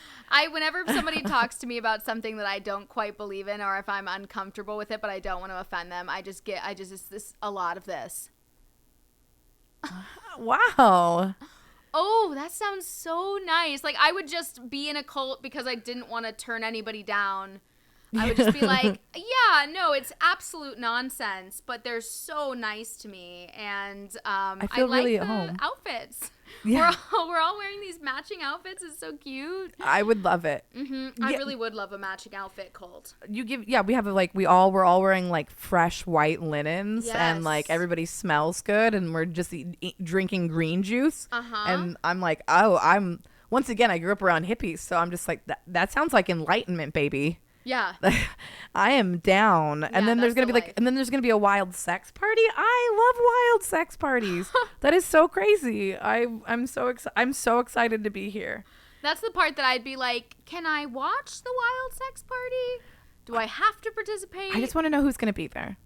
Yeah. Like I just want to know who's going to be there. Yeah. Is there like that one long-haired like Greek god looking guy that just keeps on talking about the juice and the benefits of the juice? Is he coming? Yeah. Is the vegan man with the tiny beanie coming? Yeah, that's nice. And his like non-binary like polyamorous partner Sock? Yeah. Because they have a great rack. So I'm like, okay, as long as you tell me who's going to the sex party. Sounding so specific. Yeah, I'm not speaking from any experience. There's a hottie out there named Sock that I'm wanting to meet. There's definitely a hottie out there named Sock. There's a lot of hotties named Sock out there. Yeah, honestly, with big sex parties, I'm just like, what's the ratio man to women? Yeah. Because honestly, it could be no men, all women, and I'd be happier than half men. You know what? I just think that everybody's going to have a better time if no men are there. Absolutely. Everyone's going to feel more... It's just... I'd be willing to bet on that sex party rather than one with more men. No. Where the ratio is a bit higher. That just has, there's more things that can go wrong. There's so many things that can go wrong. There was a person that I had seen, and they were in that gray area of like, this was an essay, but you're also very like pushy. Yeah, this wasn't actually good. It wasn't really good. It was like fast food. Yeah. Where I'm like, the good parts about it is that it's bad.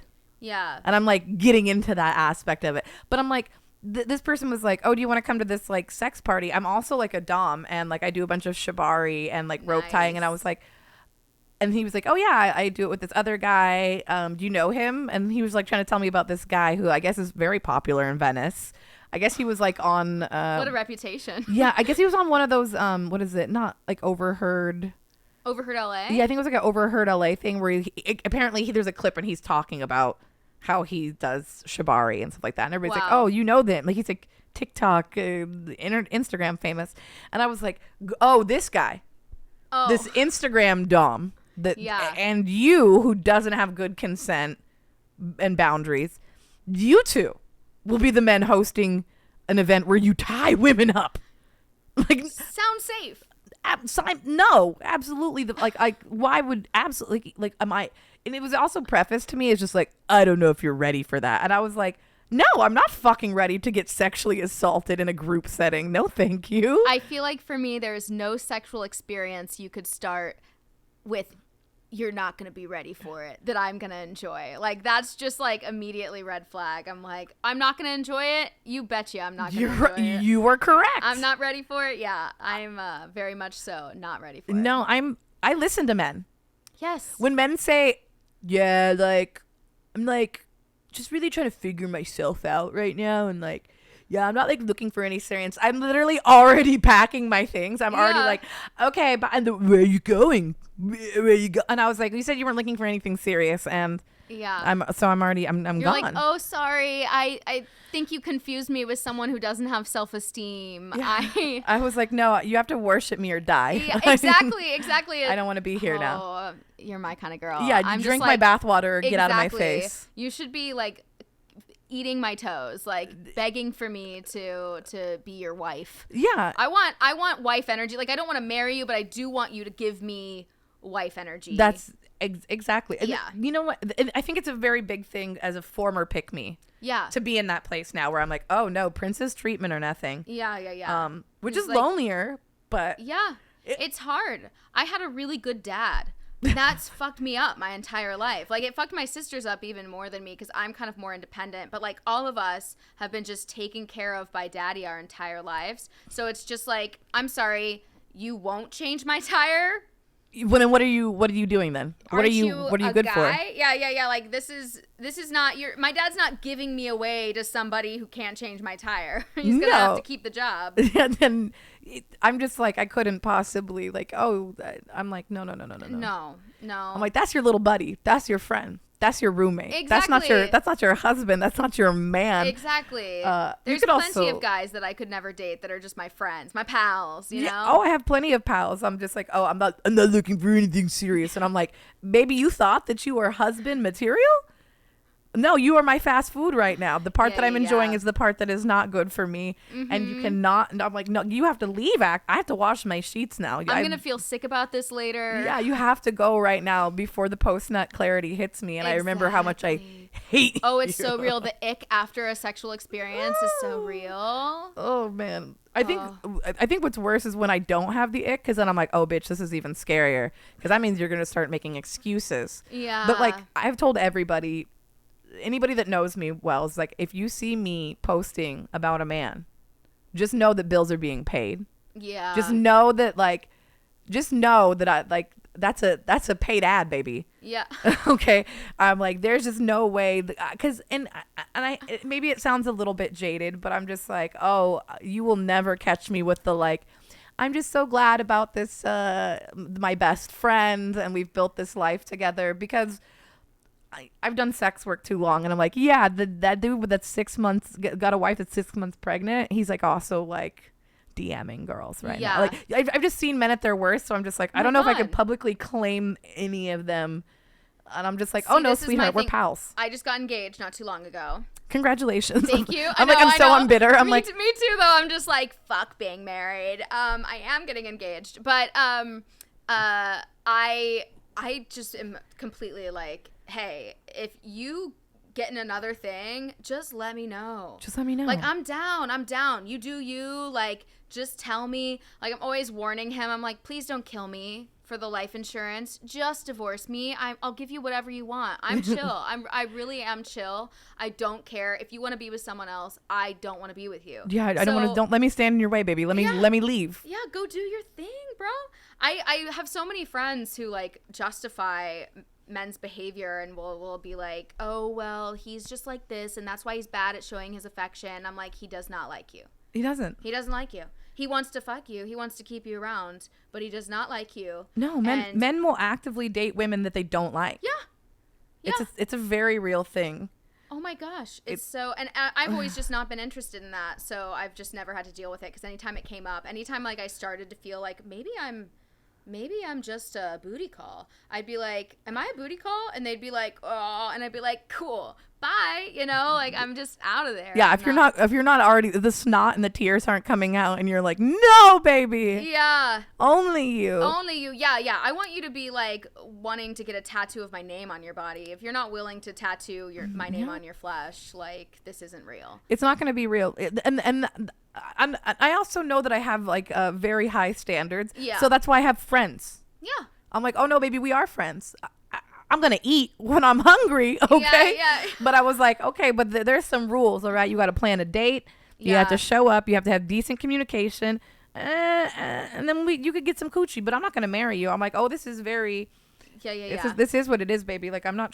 Don't worry. I'm not gonna lock you down. Let's keep it real. Like I don't. I couldn't. I couldn't because I need that high. If I have to ask, if I have to think, if I have to wonder. Yeah, if then there's it's any not. confusion. Exactly. In my most serious relationships, I've never once had to question, like, do they like me?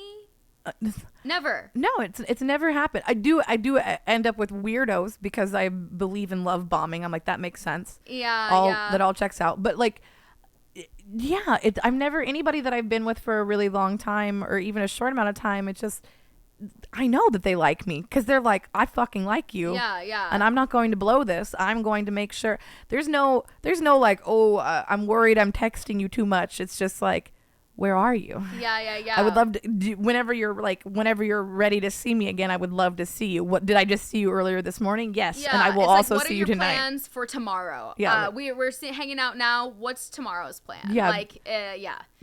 Line it up. That's the kind of shit I'm about. I think it's, I don't want any games. it's the only way to be, because Seriously. any other time it's it's lackluster. It's not. I end up with weirdos too, though, in the way that it's like, sometimes if a guy does love me, if a guy's like, because that's part of what makes guys attractive to me. It's like, oh, you're obsessed with me? Me too. Yeah. I get it. And now you're kind of cute because clearly you're into it. You have you have good taste. Yeah. We vibe on one thing, and that's that I'm cute. So but I also see like the good in all of these like weirdos. And in LA, it's just like a constant pool of weirdos, especially in comedy, attention seeking weirdos. And so I tend to be, find myself in little, relationships with guys that are like a little too weird. Yeah. I've had a little too weird. I can't do comedy guys, because they're a little bit too full of themselves. And once again, I need somebody obsessed with me, and I'm like, I'm the peacock, baby. Yeah. I'm the main character. Yeah.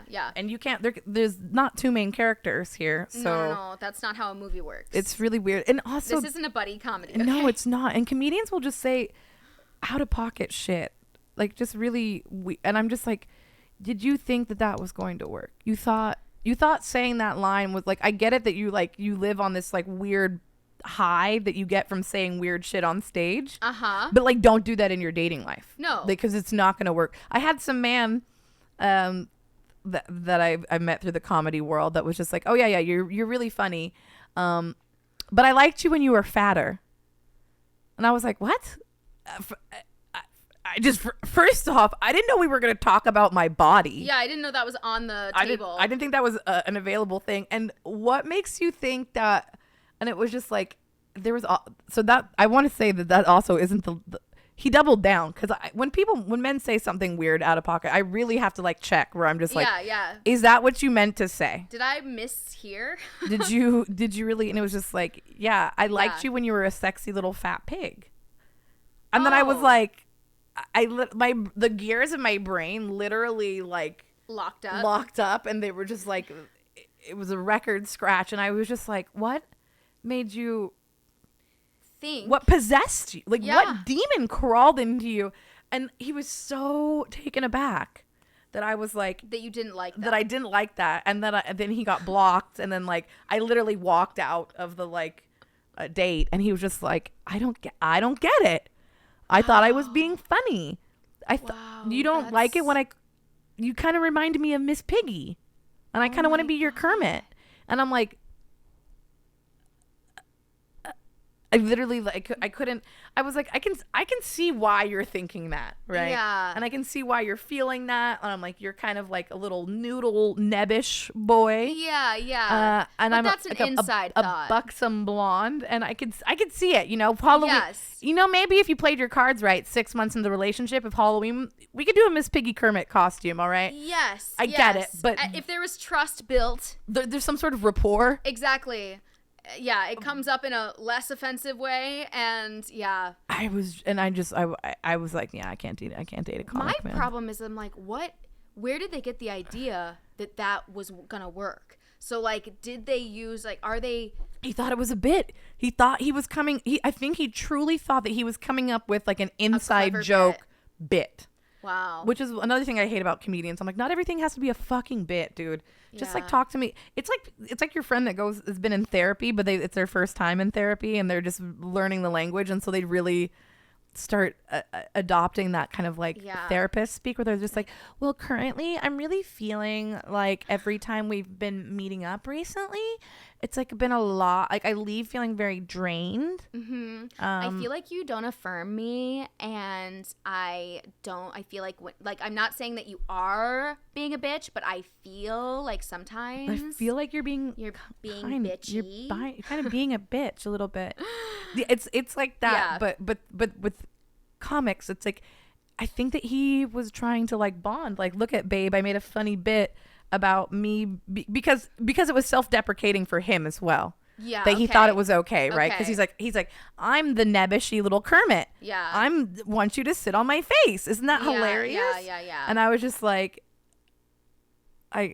bro, like, no, you do not pass go. Do not collect $200. No fucking coochie for you. The date's over. You're blocked on everything. You're not Kermit. You're Fozzie. Get the fuck out of here. You were fucking Fozzie Bear, bro. Put on your weird fucking fedora and your tie and get the fuck out of my face. Waka out on my door. Okay, get the fuck out of here.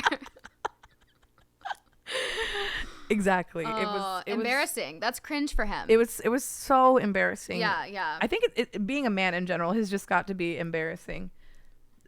Oh, it has to be. And I do feel bad. Like, there is part of being a man. Like, if you break down all the positives, all the negatives, there are some negatives in the dating world for men. And one of them is that in typical male-female cisgender relationships, men are responsible for making the move and trying to attract or whatever. Yeah. And women are, And being tall. Which has never been a problem for me. I'm short. So yeah, I'm 5'3" on a good day. Size, I'm good with you. I'm like, it's totally fine if you're a 5'8" king in my book. What's your face look like? This is where you need to, Can I see a W-2? What tax bracket are you in? Yes. Do you have a DUI? Like, what is the situation? You have previous children. What is your relationship with the mother? How do you refer to all of your ex-girlfriends? Are they crazy? Yeah. Are they crazy? Gosh. Are they insane and you don't talk to any of them anymore and I should definitely not reach out to them? You talk to all of them and have a very close relationship that resembles a mother relationship? Oh, yeah. No, that one's weird too. That's what happens with me. I'm big mommy vibes in all of my relationships. Oh, yeah? And so like I'm friends with everybody that I've ever dated except for one human, and he has me like blocked on social. This is like we dated like 10 years ago too. Oh, wow. And every once in a while I'll be like, am I still blocked? And you look. And then I look and I'm like, yep, that motherfucker still does not fuck with you. Yeah, and I'm like, how could he? But I was like, it's healthy, bitch, because what would you guys talk about?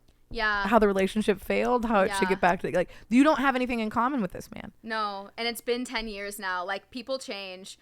That's a whole new man. That's a whole new man. That's like a whole different man. I think about that I was with a guy for 4.5 years, and that was my longest relationship before my current relationship.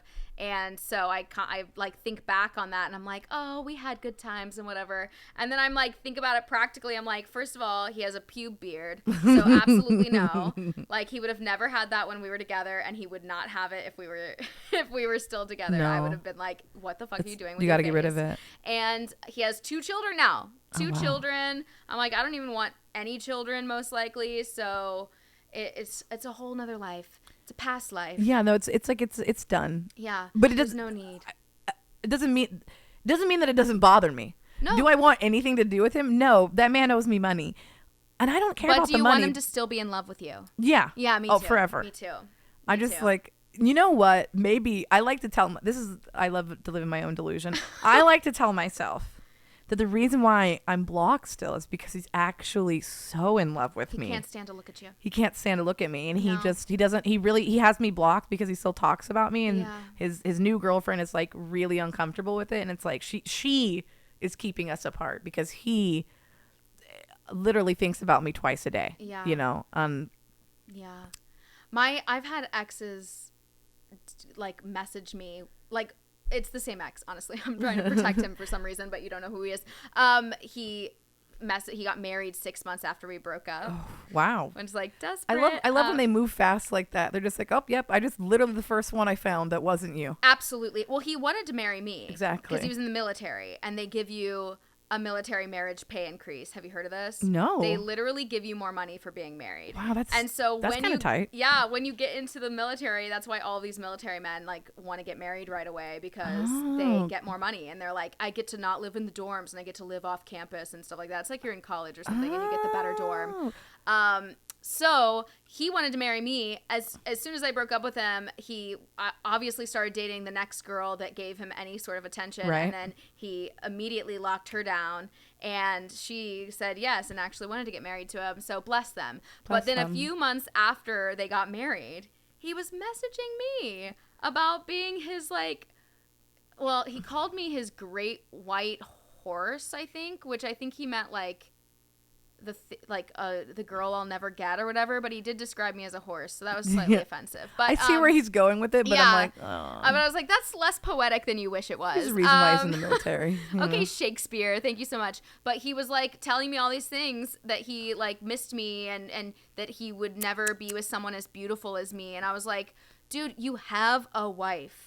You have a wife. And that's why you will not catch me slipping. I will not be claiming any motherfucker. Exactly. Because they are treacherous. They will have a whole ass wife and kids, and they'll be like, I never forgot about you. Yeah. And well, you should. Yeah, you should have literally wiped me from your memory. I just can't do that. And like, and I was like, there's always like, well, my wife's crazy, or like, I'm stuck with her. And I was like, she doesn't have sex with me. And I was like, yeah, because you don't wash your fucking balls and you're an asshole. And she could probably vibe out that you're like so bored with her that you're talking to your ex. Like, you think like even girls that live in their own delusion, we know what the fuck's happening. Yeah. You know what's happening. You're just like, no, it's fine. No. He had to stay late. He had to stay late. No, I should just believe him, because if I question it, it's actually me being crazy.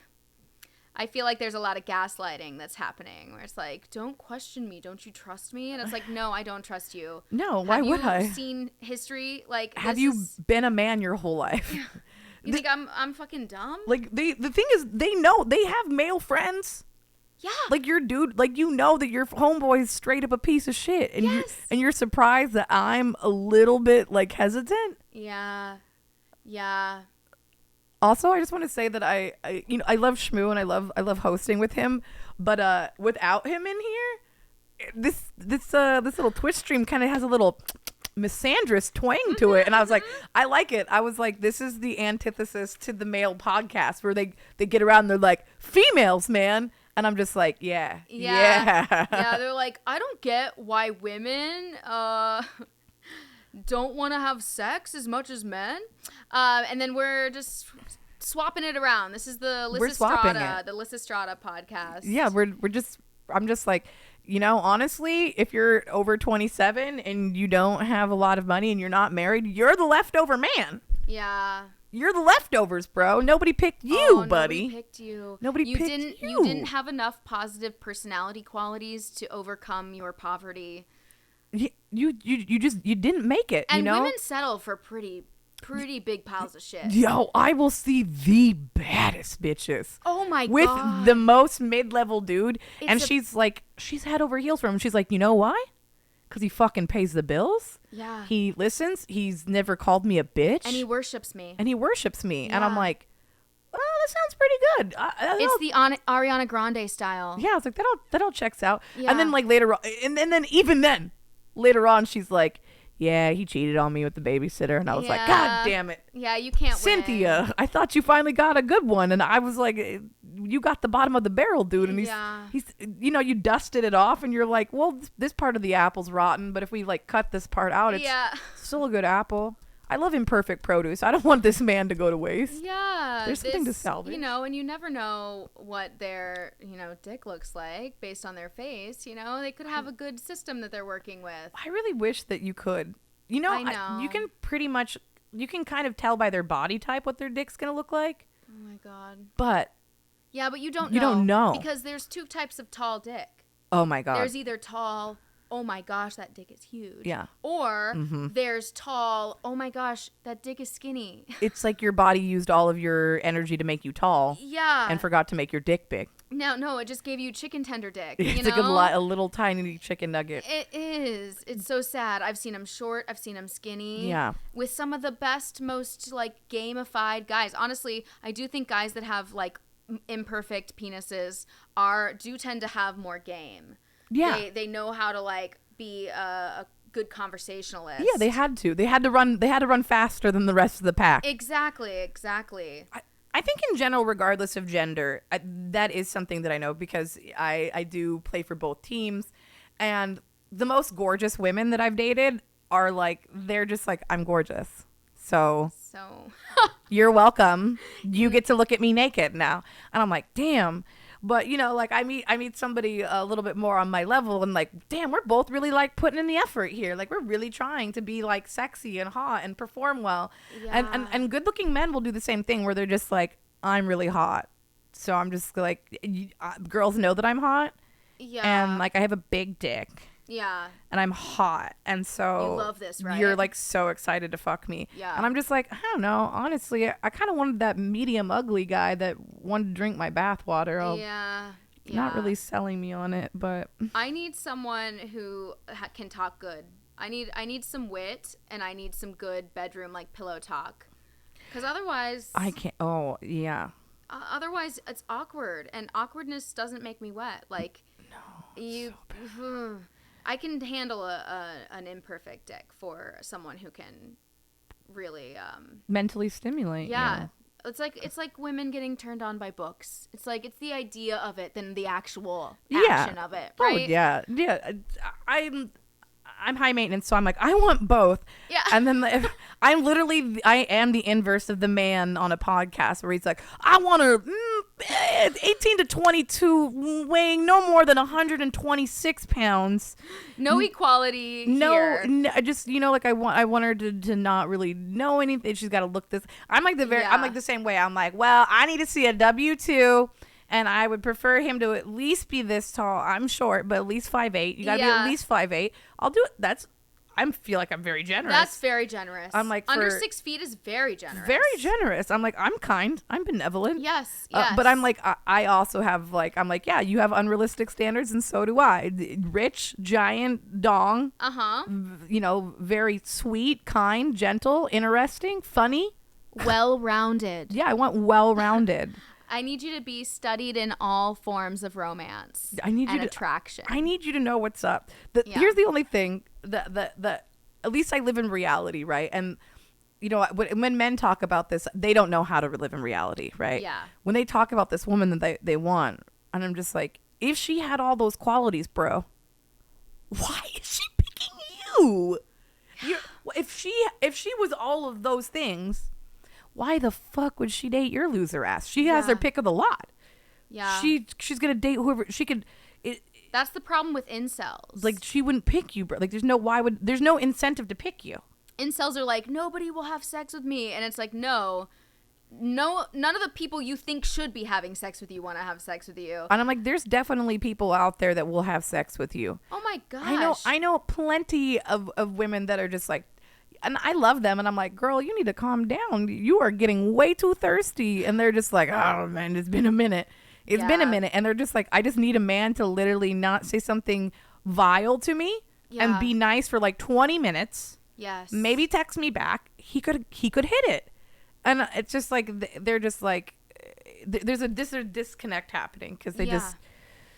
There's like, there are women who go on dates and end up having sex with serial killers, and they're like, it was a little weird that he wanted to, you know, bite me and drink my blood, but you know, dating in LA is so tough, you know. You're like, so I dated this very briefly, this person that had like a pretty big TikTok following that I didn't find out about until, you know, a little bit into it. And then once I saw the comments that women were leaving him, I was like, oh, baby, it's a wrap for me. I'm going to pack it in right now. I can't deal with this energy that women are throwing at you. There was literally a comment that said, you could punch me in the fucking throat and I would still make you breakfast. Oh my God. And I was like, violence against women. I was like, first off, I don't even know if this is an actual like account from a woman. Yeah. I'm just like, part of a bot. That just doesn't, I'm not feeling that. I'm not going to acknowledge that. Yeah. But then like, secondly, I was like, how, that's not good. If he is the type of man to read that and say, "Oh, sick. Let me slide in your DMs." Run, baby. Yeah. That's frightening. He's like, I heard punch you in the neck and I signed up. That's how I met your mother. She was on my TikTok and she said, "Punch me in the throat and I'll make you breakfast." And I said, "That's the woman I'm going to fucking marry right there." And she's been making me breakfast for 20 years. Like, oh my what God. the fuck? It was too much. I was what like, was the TikTok guy doing? Like, I feel like all the hot TikTok guys are just like, oh, so this guy sounds like a human cigarette. okay. Yeah, and he does like mob history stuff. Oh, okay. And he's like tattooed from the East Coast, Italian kind of guy. He's found a niche. Yeah, he's found a niche. And, okay. and it fucking worked with me, buddy. Yeah. He's like, hey, broad, hey, Toots, you want to go out down the town sometime? I'll take you dancing. I'd love to take you dancing. And I'm like, oh my God. I get why the women are, the Lana Del Rey's are in his comments. Yeah. Willing to get punched in the throat and make breakfast still. Women with deep side parts are like, oh my God.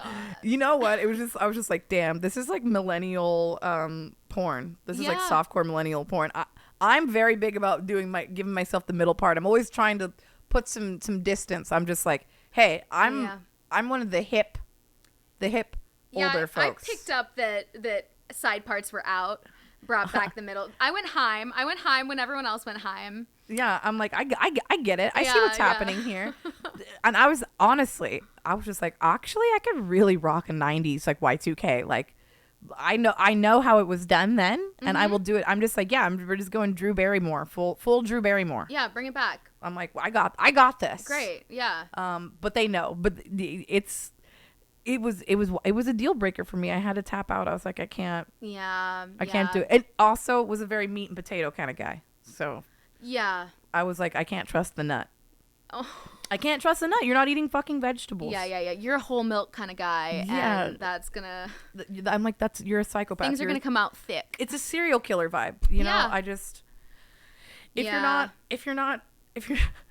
you're what you put in your body really matters to me. You are what you eat. You are what you eat. Mm-hmm. You know, I am very LA in the sense where I'm like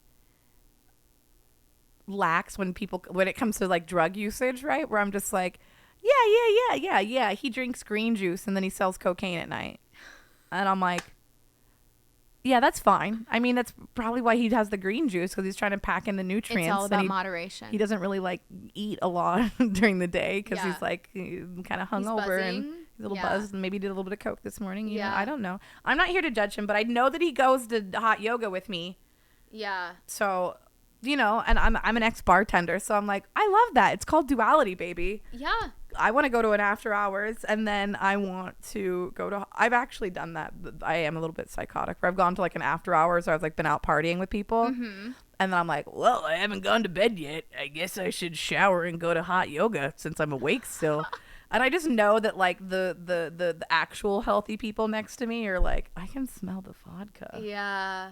Coming out. Do you feel like you can do yoga a little bit hungover? Like, do you feel still like capable of doing the moves? Oh yeah, I'm like, I'm just like, I just feel like a tank. I'm sweating out all the toxins. Yeah, you should just put like a tray pan underneath your downward dog and like catch the sweat for a cocktail later. You could totally.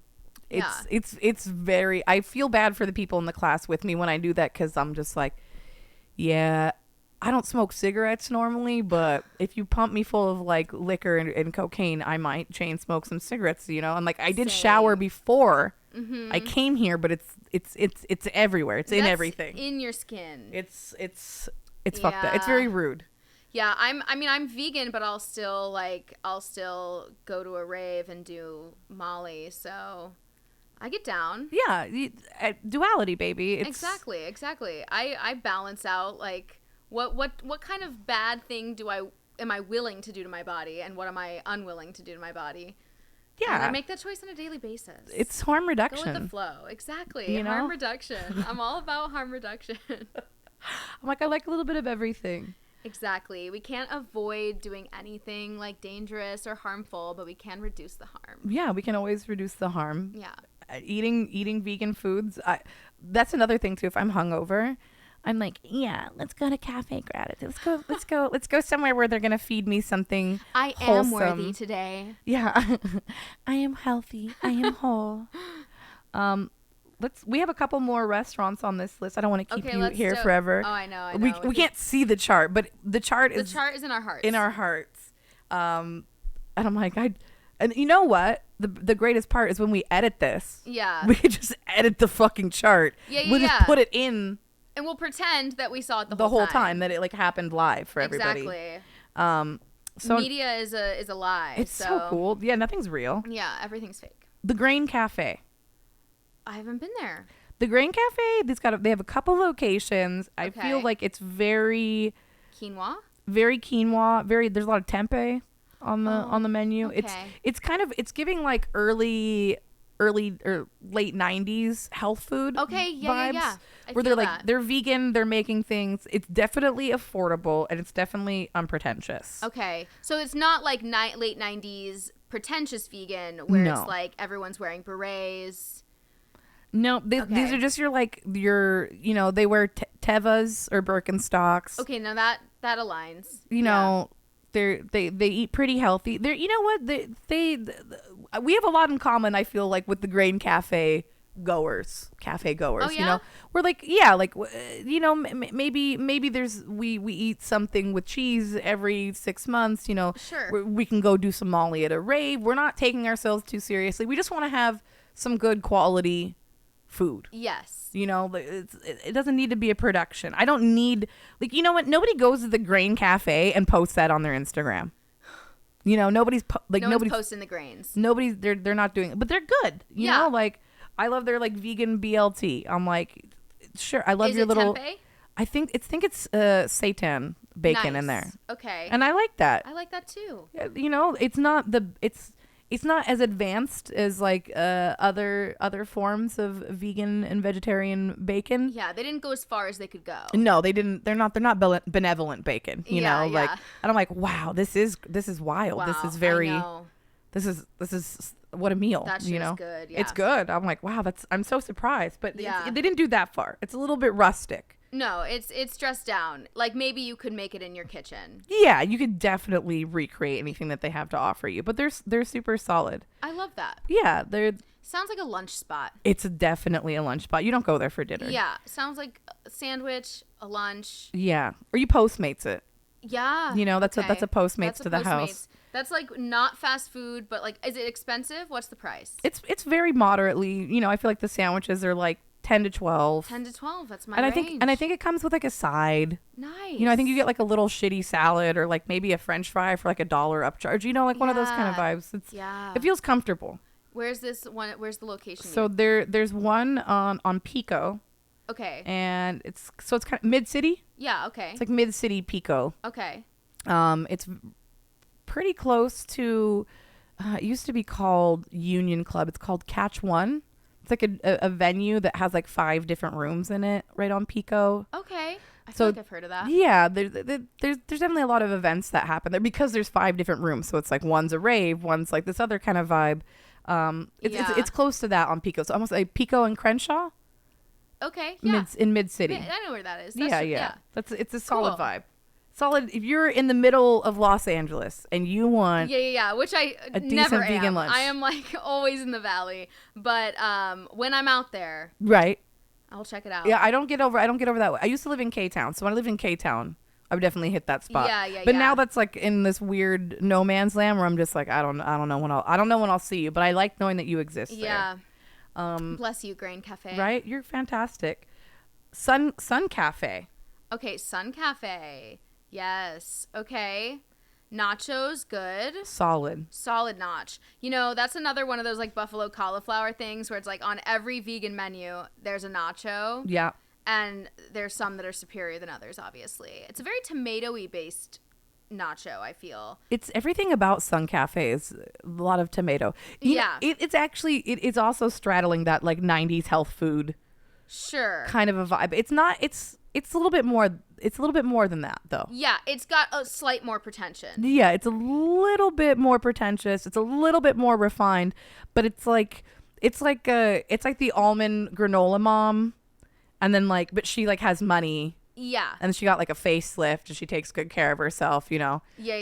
She lives in in the Hollywood Hills. She lives in the valley somewhere nice. It's just a good lunch spot. She's wearing biker shorts and a crop top and a baseball cap. Yeah, because she's hip. Yeah. She's still hip. She's hip. And she looks fantastic. She looks better than me Oh my God. in her bicycle shorts. I'm like, what the fuck are you doing? She's like, Pilates every morning, 5 a.m. I look terrible in bicycle shorts.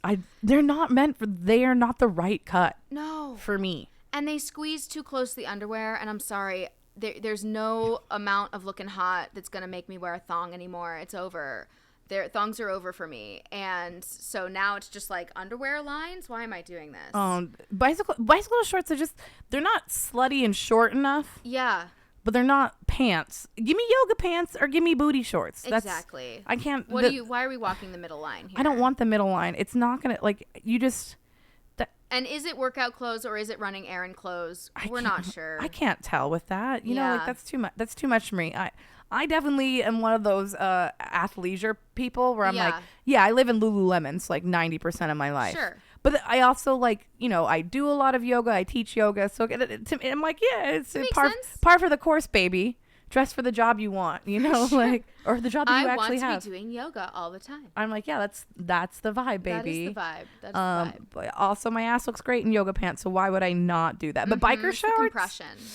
Biker shorts, I look like fucking Baby Bop. I start getting a very dinosaur, T-Rex, don't get me wrong, love a fat ass, but it's just the proportions. It's the way it shapes the ass. Yeah, it shapes me. It's the way it shapes. I'm already blocky. I don't need to be cut up like that. No. I need long lines. Long lines, elongation. Yeah, but Sun Cafe though, fantastic. Yeah, I'm in. I love them. It's got a cute little patio. Yeah. There's a good vibe there. There's definitely good vibes and it's there. kind of expensive. It's probably a little bit more than Grain Cafe, I would assume. Yeah, it's a little bit more, walks but the middle line. It's not outrageous. Yeah, it's kind of actually, it might be almost dead center in the chart, kind of, where it's it's kind of hip, but it's also not it's not.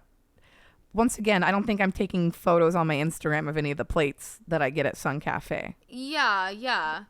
But it's is it pricey? It's not cheap, but it's I think that is the middle point. Yeah. Sun Cafe. It's core. It's the one. It's really found the moderation. It really has. Yeah, good for it. I love that. So which ones do I have left here on this chart that you cannot see? So here's my biggest love and vice in the vegan food world. Vegan Mexican food. That shit slaps, and there's multiple people that I feel are doing it right. So I have I have two on this list, and they're not identical, but they there's definitely crossover. I have Mas Veggies, vegan taqueria, which I almost exclusively, I think it may be a fucking ghost kitchen. Isn't that a branch off of Veggie Grill? Is it? I have no idea. I don't know. I don't know. I'm in the post editing. Somebody research Somebody this. Look that up. Somebody look that up. Because I know they added a branch off that's something like that, and it's all Mexican. Well, maybe that it is, because I love it. It's not an Veggie Grill is their marketing. Their name is just a Veggie Grill. Yeah. How boring is that? And this place is called just Mas Veggies. Yeah. Vegan taqueria. The same person named both of those. That makes sense. That's what it's giving me for sure. But fantastic vegan food. However, it does not top my favorite, which is Cena Vegan. Cena Vegan. Have you had them yet? I feel like I have had them. If you haven't, a vegan food fest. that makes sense, because they do a food truck thing. They do a food truck thing. That's I don't think they have a brick and mortar, but they're one of those places that you can buy the protein. Yes. To make it at home. Yes. And I think that all of the sauces, all of the fake meats that they've come up. I think that I have vegan friends that don't fuck with them, but I think it's because they're the hardcore vegans where they're I don't even want it to resemble meat. Yeah. I want it it's a vegetable. I'm vegan. and I want it to be a vegetable. And I'm definitely on the team where I'm like, wow, you can have vegan egg, you can have vegan al pastor, you can. I'm like, I love that shit. Like, me too. Vegan fish, okay. Like, Yes. I'll try it. I'll try these weird little shrimps. Yeah. Like, I didn't give up meat because I didn't think it tastes good. I gave up meat for other reasons. So I'm like, you can make it taste like meat. I'm down with that. And it honestly never really crosses into actual realistic meat. Like, very rarely. The Impossible Burgers, I know that's not meat. Yes, there's no confusion. It's not just because you put the beet juice in it. Yeah, like, yeah. That's first a bit of all, weird. I didn't need it to bleed. That's one of the things that I didn't like about meat was that it was associated with blood. So I don't know why they added that. That was like a weird added thing where I'm just like, I don't. You know what? I think it's for the bros. Yeah. It's beet juice for the bros. Yeah. So they're like, bro, look at it. Like, it looks like real meat. Dude, it bleeds. It bleeds, man. I can watch it bleed, and I love watching it. You know what it's giving? It's giving like DL Chaser vibes, where they're like, the trans woman tricked me, and I was like, no, bitch, you knew. Yeah. You know. You could feel it in your gut. You knew what was up. You just didn't You were just into it. You were into it, and you didn't want to admit that you were into it. Yeah. And so now that you have to like be like, oh, it just resembles. It just looks this way. It just looks, and I'm just like, bro. I thrive off that shit. I've seen some like TikTok videos where people are like, you know, this meat expert is going to tell us which of these meat sandwiches is like the best, and, you know, or tell us which one is vegan or whatever. And he like eats the 3 meat and he's like, oh, this one's definitely vegan. Like, you can just tell it's not good. And then the other one, he's like, oh, this one's delicious. This one has that meaty flavor. And then they go, oh, sir, they're all vegan. All of them that were vegan. And he's like, embarrassed. Oh my God. I thrive off of embarrassed men. I love that too, because I'm Yeah. just like, I'm like, it's so funny. Yeah. But it's also speaks to the fact that most people don't have a palate. I mean, Yeah. but also, baby, you come on, don't.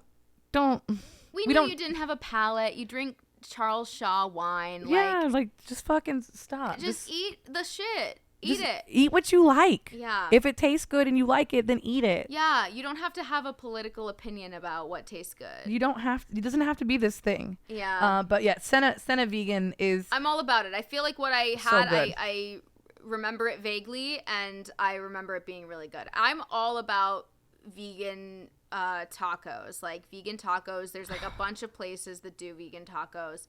You just like shit ton of lime on that baby. Oh. Mwah. Beautiful. Love it. I love it.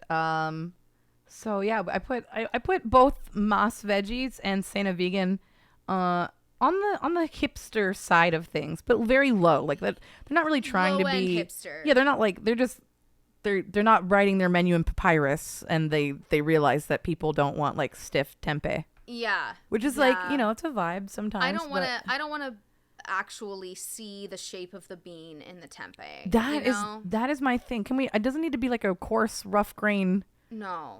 You know, mince it up a little bit. Cook it up. It's fine. Yeah, tempeh can really rub me wrong. Yeah, it's either great or it's not. Hard. It's hard And weird. It's awkward. Yeah. It's and my have you least ever tried favorite to of cook the. It? Oh my God! Yeah. I can't even try. I'm like, tofu, I've nailed. Yeah, I've tofu's got tofu simple. down. Great. Tempeh, I'm like, what is this poison that I'm trying to cook? What- It looks so gross. It's always when you try. crumbling on me. Yes. It doesn't. It's not work. Like I'm comfortable with all the other meat alternatives. Yeah. Tofu's great. Tofu's so versatile. Love tofu. Love tofu. Love Honestly, a soft tofu, if you a give firm me a tofu. choice between having like a meat substitute in a dish, like if I was at a Thai food restaurant and they're Right. like, do you want the soy chicken or do you want tofu? I'm like, tofu all day, every day. Oh yeah, I for eat, sure. breathe, sleep tofu. It's delicious. Yeah. I get excited. I have a little miso, Yeah. little tofu chunks at the Oh, bottom. Ugh. Yeah, I do one. I'm at soy sauce and maple syrup and chili powder, Ugh. and then like just a bunch of other spices, and that's like I crave that shit. I'm like, oh, I could eat it every day. Yeah, I fuck with tofu. Yeah, It's delicious. yeah. You know what's also delicious? What? Monty's Good Burger. Yes. I love Monty's. I used to live in K-Town. I used to run like a bar that was like right next door to the first one in K-Town. Uh-huh. And I ate Monty's all the fucking time. Dude, is it bad for you? Yes. Yes. But is it fucking delicious? Yeah. Is it they nail greasy, disgusting? I love it. It's so perfect. Have you had Doomies? I have had Doomies. Doomies. That's to me like I overdid it on Doomies and I had to cut myself off from Doomies because it did start to make me feel gross because that food is like gross. Like it's disgusting, but it's also delicious. It's peak vegan junk food. Yes. Where I'm like, okay, we've unlocked it. We did it. This is it. We did it. Okay, and their Oatly chocolate shake. Oh my god. I literally sometimes when I get high. Yeah. And if I know that I'll be somehow going through like I'll be headed towards downtown because I live on the west side, right? So I'm like, I know I'm going to downtown, and K-Town is kind of on the way. If I get high and if it pops into my brain, I'm a very emotionally motivated food person too. So once I have this idea in my head, this thought, I'm like, oh baby, we need to go. Yeah. I'm like a pregnant woman. Like we have to fucking go. Yeah, I also have to reward myself for doing anything slightly difficult. Oh my God. Today I had to take my car into the shop and I was like, I have to get an oat milk latte, a chai latte. Yeah. I must, or else I will not survive. I don't think I'm so proud of you for being here. And like, that's huge. Oh my gosh. I hate doing anything.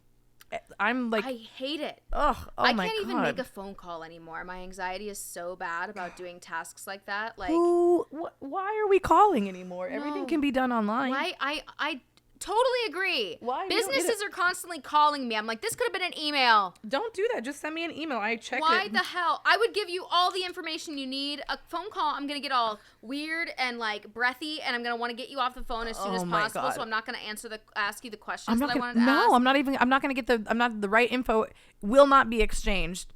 Yes. Because I feel like I'm on the spot. Yeah. And I'm a people pleaser. So, like, you tell me one thing that you like, well, you should probably do this option. I'm like, sure. I'm like, whatever you say. It's so hard. I can't. I couldn't possibly. I refuse. I think this is part of our trauma because adults can use the phone. And, I mean, we're adults now, I guess, but technically I'm like, I can't use the phone. The phone, absolutely not. I use it for text messaging and for DMing, and I don't need it for calls. There's like 3 people in my life that can cold call me.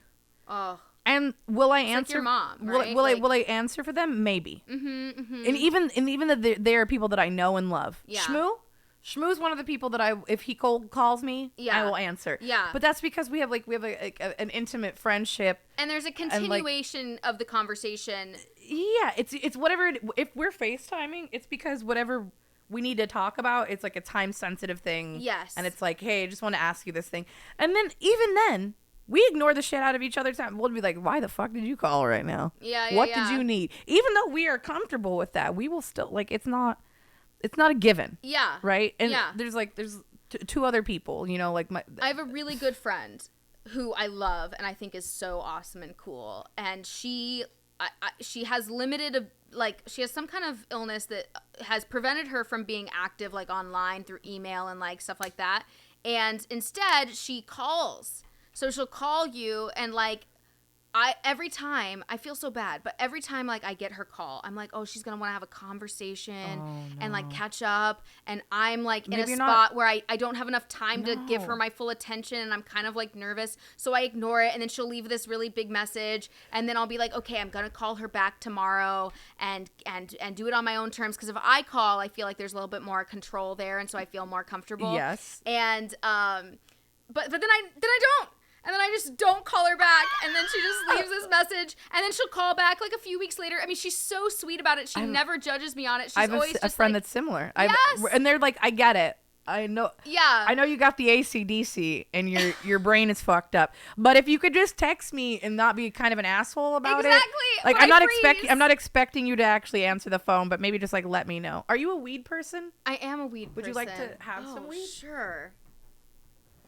We're actually a weed podcast. Yes, the high times. We didn't do that the entire time. There's an ashtray. A little shell ashtray. Help yourself. I love that. I'm like, yeah, a couple hours into the show, I'm like, oh yeah. weed. I forgot that I like to get high. Yeah. The cold calling is just fucking weird. It's really difficult. It is. I'm trying. I feel like I have an irrational fear of it because whenever I end up answer, like sometimes I force myself, like, oh, it's an unknown number, but it's a 3-1 or like a 323, like somewhere that I should notice, like, or know. So I'm gonna answer, and I force myself to answer, and it's always super easy, and it's fine. It's never that. And it's never that hard, but some reason in my head, I'm like, I can't. If it's so in the moment, I think it's the ADHD, you know, it's where it's just like, I'm like, oh my God, my brain is literally like, that's, thank you. I'm like, that's, it's the gears grinding thing again, where I'm just like, I know that's like not that big of a deal, but it's literally the last thing that I want to do right now. My skin is crawling thinking about doing, you can't fucking make me. No, yeah. It's way too overwhelming. And then I get there and then I'm like, oh, it's just the grocery store. Yeah. I also don't know why you needed to get high before you went to the grocery store. That you actually just made it harder for yourself. Yeah. You were worried about being awkward. You were worried about not knowing what you wanted. And then so you got high and then you went there and then you're like trying to like. And you proved yourself right. You are the most awkward person in the store now. Everybody is looking at you because you've gone down the same aisle 4 times. And you've been staring at the same can of soup. They're just like, do you want it or not, bro? Yeah. Like, what is going on? You're trying to like have a conversation with the cashier. Yeah. You're like, have a nice day. I'm having you too. Goodbye. I admittedly hope my employers don't watch this, but I sometimes show up a little high to work, and that's of course when everybody wants to speak to me early in the morning, and they're all like, I just end up saying the most awkward things. I'm like, okay, gonna go out there and make some smiles happen. Okay. Yeah. You know, and you're like, everybody thinks you're acting weird, but I'm trying to act so normal. Yeah. I just lean into it. I realize that I try to gaslight everybody else around me. Like I especially if I'm stoned, I'll like slip up and say the wrong word. Or like the sentence doesn't really actually make sense. Yeah, or you mispronounce the word. Yeah, it's a total didn't really word. Didn't go the way that I wanted it to, and then I just keep going. I just steamroll over it. I'm like, no. What we won't do is go back over the fact that I said a word that does not exist. I just made that up right now. We're not going to think about it. Mm-hmm. I refuse to let you have me replay that moment again. That's for me to do on my own time. No, that's a Shakespeare vibe. You're giving Shakespeare. You're just like, I don't have the word for it right now. I'm too stoned to come up with the word for it. So this word will do. And now it's going to be canon. Like, that's everyone around you is going to start using your word because you've said it so confidently. Yeah. What was my favorite one that I did recently? And I doubled down on it. And I doubled down reassurement. Yes. I said reassurement. And everybody was like, reassurance? And I was No. like, no. I said reassurement.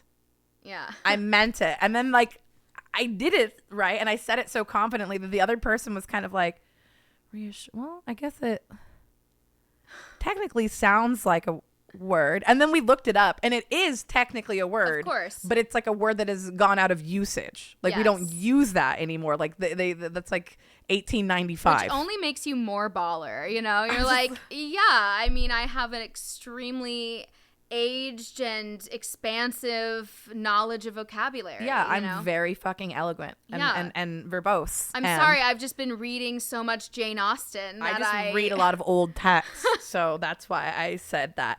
And I would appreciate in the future if you would give me reassurance about that and make me feel good about that. Like, how dare you try to call me out for saying something stupid? Don't you realize I'm hot?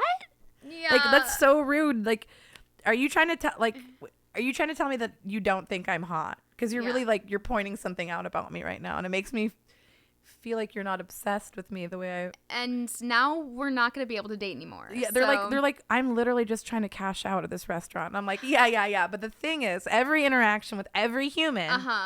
I want everybody to walk away from that interaction thinking, Wow. She's special. What a trip. Yeah. She's just, sometimes you just meet people and you're like, wow, you're cool. Yeah. Unique, beautiful. Wow. She smells good. Yeah. Like, I'm really like trying to channel that manic pixie dream girl vibe where I'm like, yeah, I say weird things because I'm just different. I just do things a little bit differently here. Catch up, If you can't handle it, maybe you need to find someone boring. Yeah. I'm not like the other girls. Yeah. I'm worse. Yeah. I'm actually terrible. I'm like, I have crippling anxiety. I will ruin your life. I will try. I will destroy it. I will absolutely try. And if you don't let me, then I will destroy myself. So yeah. One of us is getting destroyed. Something is getting destroyed around here. Yeah. And it could go one or two ways. Like, yeah.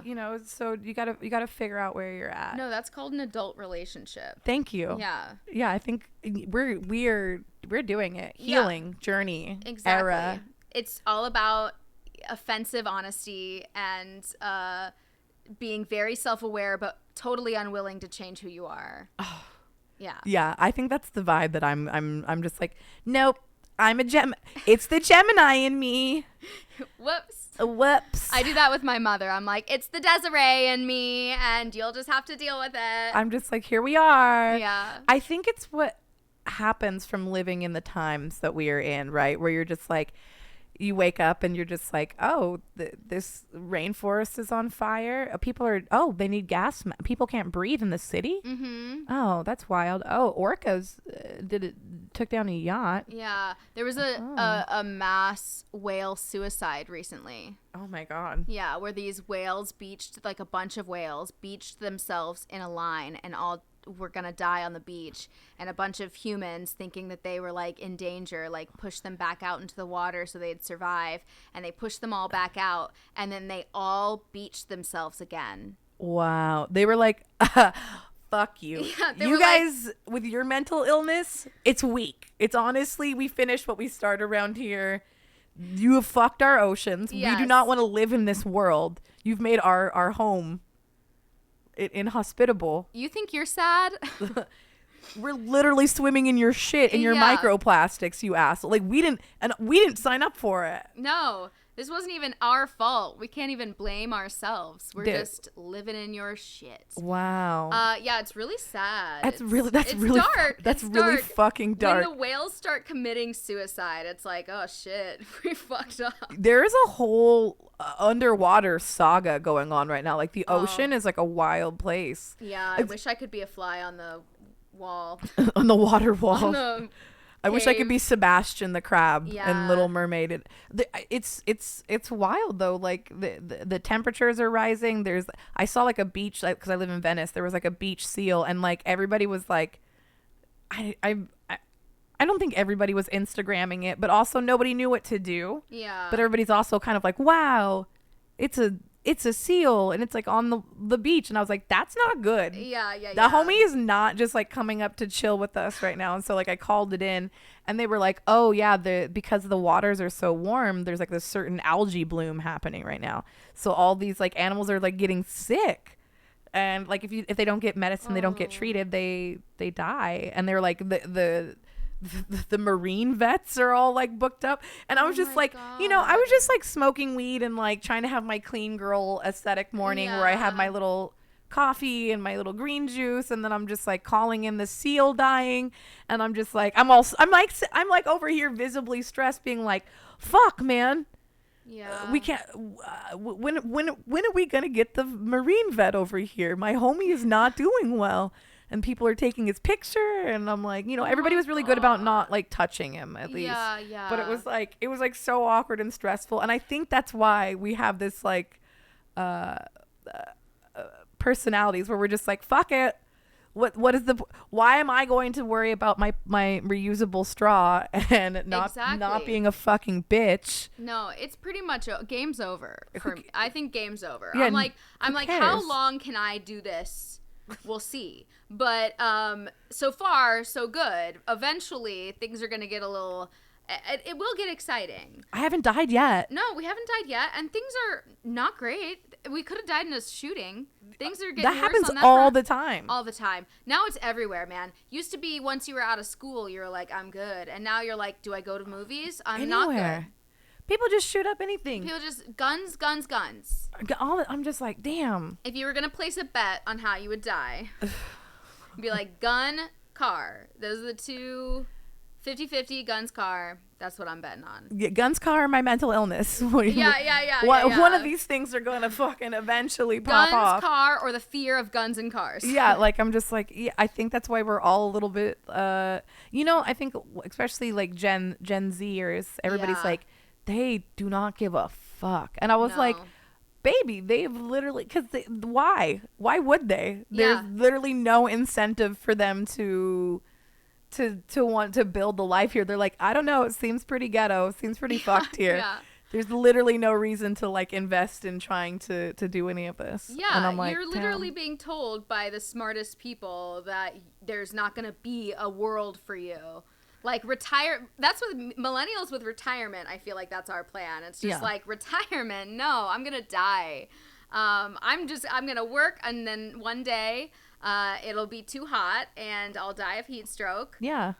Or I'm going to get cancer. That's like an obvious one. And then it'll just be over. So yeah, I really don't save money for that very purpose. Yeah, and everybody's like, why would I? No, I can't take it with you. Everything to me is just, I'm just like, well, I'm like, this is like a video game then. Yeah. I'm like, then if none of this is real, I'm just going to be the biggest bimbo. Yeah.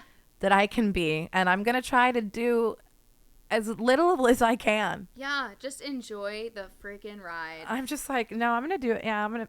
It's the people on the Titanic that played the music, you know? Yeah. It's like, we're just gonna vibe. I'm the old couple that just was like, oh no, we're not even gonna try to make it to like the up. No, we're tucking in right now. Get your ass in bed. We're gonna die together. Yeah. That's when you take the drugs, though. Yeah, I was like, wow, that's very bold. They're just gonna like raw dog it into death. Yeah, it's cold too. That water's cold. I don't like that one bit. I'm like, can we just eat? Can we get high? Can we do some drugs at least? Yes, that's what it would be for me. It's like, let's just do some drugs. I would take like a lot of Xanax, and then I would smoke some weed. Oh my God. Because you wouldn't give a fuck. No, you'd be like, this is kind of funny. I had never really experienced Xanax until recently. Yeah. Like in the last couple of years, because I'm very sensitive to pills. Yeah. And then like, I was taking them as prescribed. Yes. But I realized why they're like a drug that people like. I was like, oh, you could not convince me. Yes. To give a fuck. Yes. About anything. Yes. Somebody could be like, damn, dude, we're going to have to take your foot. And I'd be like, damn, I guess it's time for that foot to go then. Yep. Pack it up, lefty. It's had a nice life. I'm like, I guess that sucks. Dude, I take a Xanax every time I get on an airplane now because I have terrible fear of airplanes, even though it's pretty much ridiculous. But, it just doesn't seem right. I don't care if I get it. Yes. Right? Like, they're super safe. Very rarely does anybody, but it doesn't. It's just unnatural. It's unnatural. We're balancing on air. I think it's very okay to be like, yes. That's a little. It's a bit weird what we're doing right now. Yes. We've literally flown too close to the sun. Yeah. We're playing God here. Yeah. We think we're angels. Yeah, it's too much. Yeah. So every time I have to do it, I take a Xanax, and I literally go from being like, what if this plane goes down? What if this plane goes, to being like, fuck it, let it go down. Like, honestly, I think it's like a superpower. Xanax is a superpower if you just want to, like, if you give too many fucks. And you're like, I can't. Xanax. Yeah. Just a few fucks less. It numbs that whole thing. I love it. I would be, honestly, like, it would be, like, yeah. I'm glad that I, like, have a good restraint with it, because I'm just like, damn, there's a whole lot of times I already don't want to give a fuck. I already give too much of a fuck. Yeah, I give too many fucks in general. And I'm like, oh yeah, this is scary, because you could just tap out. Yeah. You could just tap out and just be like, yeah, I don't care. I don't give a fuck. Yeah. Any day of the week. So much television and sleep so much. Be amazing. Yeah, I'm not a big TV watcher, so I think if I picked up a Xanny habit, I could like really smash through some seasons of some stuff. Yeah. Then I could like have things to talk about with people that watch a lot of stuff, and I'm just like, how are you? they're always the people that watch a lot of TV too are like people that have jobs and like are doing things, like more things than I do in a day. Yeah. I do two things a day. Me too. Tops. I'm like, how the hell did you watch that new show? It's the day it came out, and you have a full-time job and a kid. It's people that don't experience anxiety, I think. It's insane to I think me. you have to have a very low level of neuroticism. Yeah, you have to be kind of robotic, honestly. You're like, yeah, I just wake up and then I eat breakfast, I go to the gym, they're just like, that's what people do. They don't like wake up and wonder why they're still alive. Yeah, they're not waking up and being like, okay, so I want to go to the gym, but my clothes are dirty, so I'd have to wash them. But if the thing is if I wash them, then I'm gonna have sweaty gym clothes, and then so maybe I should just wear this, and then I could do the laundry afterwards. I should eat something though, because it's bad I don't want to go on an empty stomach. I feel sick. I'll get sick, but I can't eat and then go right afterwards. Well, I guess if I had a smoothie or something light. Well, I don't have fruit here, so I guess I should go to this. And I'm like, do you see how hard? It's just like the can't do it. The levels that it takes for me to function as a human. I just realized that other people don't experience that. Yeah, other people just do things. They just get up and they're just like, they don't think about them. They just do them. They go, and I'm just like, wow. Yeah, no, it's really admirable, honestly. I've never wanted to be more high functioning in my life. I just like I'm always nowadays my morning depression is so bad. Like I literally wake up and I'm just like, again, one more time. What am I go to work now. I get dressed. Isn't this the same old thing we've been doing for 30 years now? Every time you eat off of a dish, you have a dirty dish. Oh my God, why? What? We already did this. Yeah. What? Yes, and laundry. We again like the same shirt. I just washed this shirt. But then I wore it. I sweat in it. I try so hard to not wash my clothes though. I like literally. I'm smelling pits. I'm like. It can pass, you know? I'm a big person, so, and maybe it's also for me, the ADHD. I'll change outfits throughout the day. I'll be like, this sleeve of this thing is really... It's bothering me. I don't like it right now. This is too hot. Yeah, it's too hot. I'm too hot. I'm too cold. But the thing is, if I don't wear that outfit for the full day, there's a chair. It goes over the back of the chair. Exactly. I'm like... you're still good, baby. I got another 4 to 6 hours of wear out of you. You're not technically dirty. No, I don't want to wash you again. But I'm like doing a like clothes laundry math where I'm just like, ooh, I would love to wear that dress again, but that dress got 2 hours on it, baby. Yeah, it's got 2. Can it last a full 8? You cannot go out dancing in that dress because it does not smell. No. But if you work up a sweat on the dance floor, it's going to be funky. Yeah. People are going to know something's off with you. They're going to know that you're mentally ill. Honestly, they'll smell the ADHD. They'll smell it. They'll be like, that's you're a whole grown ass bitch, and you smell a little funky. And if you were artsier, we would let it pass. If we were at a cool vegan restaurant, if you were at Sage Bistro, but we're not. So now I just know that you're unhinged. Yeah. And I'm like, fuck, man. Yeah. Gig is up. Gig is up. It's over for you. Gig is up. Yeah. Well, we'll hopefully one day it'll wear off a little bit. I think depression and dysfunction and anxiety wears off over time because it's like I'm tired of being anxious. Like I'm reaching that point in my life where I'm like, really again? Do I have to check all the locks again? Like my anxiety is just, I'm tired of my anxiety. It's exhausting. I'm so tired. Oh, constantly. It's too much. But once again, like I think it's like, I'm like, oh, wow, everybody has anxiety and depression. And I think and I'm just like, look at the whales. There's a reason. Everybody's like, I don't know, shit's kind of fucked up, and we all are just trying to like have a little bit of cognitive dissonance to like make it through the day. Yes. Because like, otherwise it's like, well, why the fuck would I pay rent? Exactly. Why would I go to this place to do this thing again? Like, damn it, no. But once again, it's like let's not use plastic again. Mm-hmm. If we don't have a large group doing it. Exactly. It feels very hopeless to me.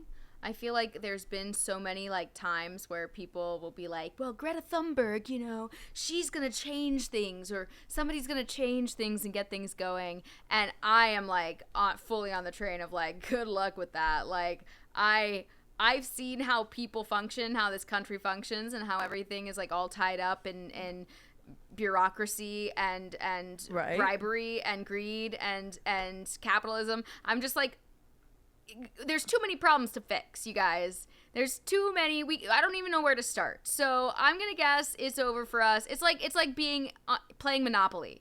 You know? Yeah. You get to a certain point in Monopoly and you're like, I am losing so bad. Like I'm gonna keep living and going about this game for the next 2 hours, but I've already lost and it's only down from here. Right. So eventually you're just like knocking over the board, being like, fuck it, rules mean nothing. But you still have to kind of like, here in this land, you still have to kind of like pay your rent and do your shit. So. You kind of have to. Yeah, you kind of have to. At one point, that won't be the case. I hope the sooner the better. Yeah, at one point, it's just going to all crumble, and then it's going to be like everybody for themselves. Yeah. Going to go to your shelter and... Yeah, get your corn rations. Exactly. And people will be like, remember when they made that, there was that kid that sang about corn? Yeah. That was so cute. From a simpler time. Things were better back then. Yeah. When there's going to be technology that we're going to lose, that they're going to be like, back in the day, you used to be able to FaceTime your mom. It's a and that's going to be totally foreign. They're going to be like, that doesn't exist anymore because we don't have a stable power grid. Just live it up now. It's gonna get a lot worse. No, it's crazy right now, man. We got robots writing poems. Like, things are wild. Like, it's what a time to be alive. Yeah. At least we're not eating crunchy tempeh anymore. No, we're over that. We're over that. That was college vegan, and I'm beyond that now. We're grown ups now. Yeah. Now we have all the flavors. We have all the vibes. Yeah. We live in LA, baby. Things are different here. It's La La Land. It's exciting, you know. Yeah. You just wouldn't understand because you still live in the small place that you are watching this from. Yeah. You don't get it. We're big time LA people. Yeah. Yeah. We're hot. We're hot and we like vegan food and we really are. I do feel like a stereotype. You know, I often feel like a stereotype. I am a stereotype. But once again, I'm like, yeah, it's fun. None of us are original. No. Everything is melting. It's on fire. Who cares? I'm going to get my ass done again. Like, you know, okay, I'm going to be the biggest fucking bimbo I can be. Yes. And I don't care. Yes. Be camp. Doesn't matter. Like, what? Or what? Yeah. That's kind of just, or what? No, honestly, that's a great technique. That's just going to get you, like, more attention, and more attention is good attention. Yeah, even when people don't like it. Yeah. Then it's more attention for me. They still like that you are like that because they get something to talk about. Yeah, it's enticing, and everybody loves to, especially when it comes to sex work, right? And like bimbos and hoe culture. Yeah. There's a big saying in the industry is people love to point with one hand and jerk off with the fucking other. Yeah. So, like, at the end of the day, I'm just like, don't you tell me that you don't love a big-titted blonde bimbo. Oh, dude. Because you fucking do. But you want to talk shit. You want to talk shit. You want to be like, dumb slut. And I'm like, yeah, and what of it? Yeah. Give me money. You can't hurt me. I literally already know. I'm literally pocketing money. That's what I'm doing. From you watching me do this. This is what you... I know. Supply and demand, baby. Who's not smarter? Who's dumber? I'm like, here? I know what's happening. Yeah. Like, it's not, but it's, you know, exactly what a time to be alive. Good Look at for this. you. Look at this. Let's ride out with. I'm actually very curious. We've looked at this woman's food orgasm. Okay, let's see for it. like the last 2 hours, and I just I'm just like, is it that good? Is it that good, sis? There looks like there's like a spoon. I don't even think she could have taken a full bite of that. Looking That's person too in tall. the background. Oh yeah, that's a very vegan. That's a white Cena person vegan in the guy. background. Yeah. That's Cena vegan right there. Like, it's not quite up to snuff, No. but Oh goodness. Okay, we're loud. Ooh. Oh, this shit looks good. Yeah. Hey guys, I'm Eunice from Rated V, your guide to vegan food and travel. Oh, and shit, today that's I'm in good. Los Angeles to show you some of the top spots of where you need to eat when you visit. Okay, Let's so go. yeah, here it's like, yeah, okay. Is that very LA? Yes. But I was like, did that food look good? Yes. Is she cute? Yes. Yes. Like, yes. okay, and what of it? We love it. Yes. Yes. We eat that First shit stop up. was Beverly Hills for a French vegan bakery everyone needs to try. Oh shit! They I've have heard a of this. I wide wanted to go. selection of Savory and sweet, and you won't know what to pick. Wow, these are vegan pastries? I Wow, wanna those look go. amazing. I need a vegan almond croissant. Ugh. So I am at Chamont Vegan Bakery in Okay. Beverly And Hills. Chamont, Two that's pretentious. Yeah, This one's Chamont. They way have up on the huge pretentious selection scale. here that Oh, you're gonna wanna try definitely. from a bunch of different flavors. So I couldn't resist and got myself a little Oh, platter shit. over here. Wow, she went of off. Savory and sweet. So I have here a za'atar croissant, Okay. a rose Okay. water croissant, a chocolate little thin Okay. flaky pastry. Okay. And then This is just us salivating over I'm just food. like, wow, okay. I'm just I like, love talk that. That's why dirty to me, Wow, you're. baby. I'm like, wow, she's so pretty, and like- they're telling me about the food. I really like her. I feel I like we have your a natural connection. curls. Yeah, I was like, Right your off hair the looks bat, great. Yeah. You have a good manicure flakiness on going. this, unreal. You would never be able to tell the Normally difference don't like between vegan and non-vegan Photos of croissant. It's just people's built like to the food in perfection, people's hands because I'm even, always just like I don't know super what your hands flaky, are like. texture Yeah, on you're thinking point. about germs. Yeah. I'm already impressed, and that's already one bite. Okay, let me Okay. Yeah, continue. she's having a great Let's time. go to Yeah, something that's sweet. good. Rose water. Okay. Rose water. I do like rose water. Yeah. That's some LA shit right there. Being into rose Oh. water. This just tastes fancy. Like you go into one bite, you're like, oh my god, this is just beautiful in a bite. If that's even possible, that's what this is. Okay. Cute. Ham and cheese. She's got some very sexy hand gestures. Yeah. She's eating these vegan pastries like ham? look good. Yeah. Tastes really good. I don't know if they make it in house, but regardless, it's really good. You have to try it because I love chocolate. Last but not least. Ooh. Oh yeah. I Yeah. wish I knew the actual Whew. name, but I'm sorry I don't. Steamy. So, Sorry, I'm Oh my god. I'm God. spitzing. Oh, she's having a great time. Yeah. Okay. chocolate, you What else do we have? Okay. Nick's on Beverly. Next stop, Oh, Nick's Uh-oh. is a Nick's. super popular restaurant here Okay. in LA, and they are known for their Detroit-style pizzas. Okay. I thought it was Did you try mid. the pizza? It Yeah. was mid. On their menu, like this crispy. See, this is why you sliced can't buy anything like avocado this. You're like, they're gonna say everything is great. Yeah, I'm sure they had a different experience It too. looks Yeah. amazing. They got like Of course, everything their was pizza brought looks out good, so to perfect because For she's them. media. Yeah. trying this. God, that's what I missed out on. I Appetizer should have first, gone of hard course. media. You just have to go in and say that you're writing a review for somebody. So this Let's give this giant bite a try. one thing though that it's obvious though, the menu. I was saying there's no direction. Crispy rice with avocado and citrus, and then also Detroit style pizza. Taking What? a bite Pick a of that, fucking lane. Which Yeah, one yeah, are you good yeah. at? Yeah, and I think I'd prefer the crispy rice. That looks hella good. Yeah, that does look really good. We did not get that one. Yeah. nice, a Grapefruit. But that Okay. is totally different. But that's totally That's different. not the same Different place. that you don't really see on many menus, so You it's can't fun to be try. both. I definitely recommend Yeah, you that. can't just. All What are right, you well, trying to they're do? known Yeah. for.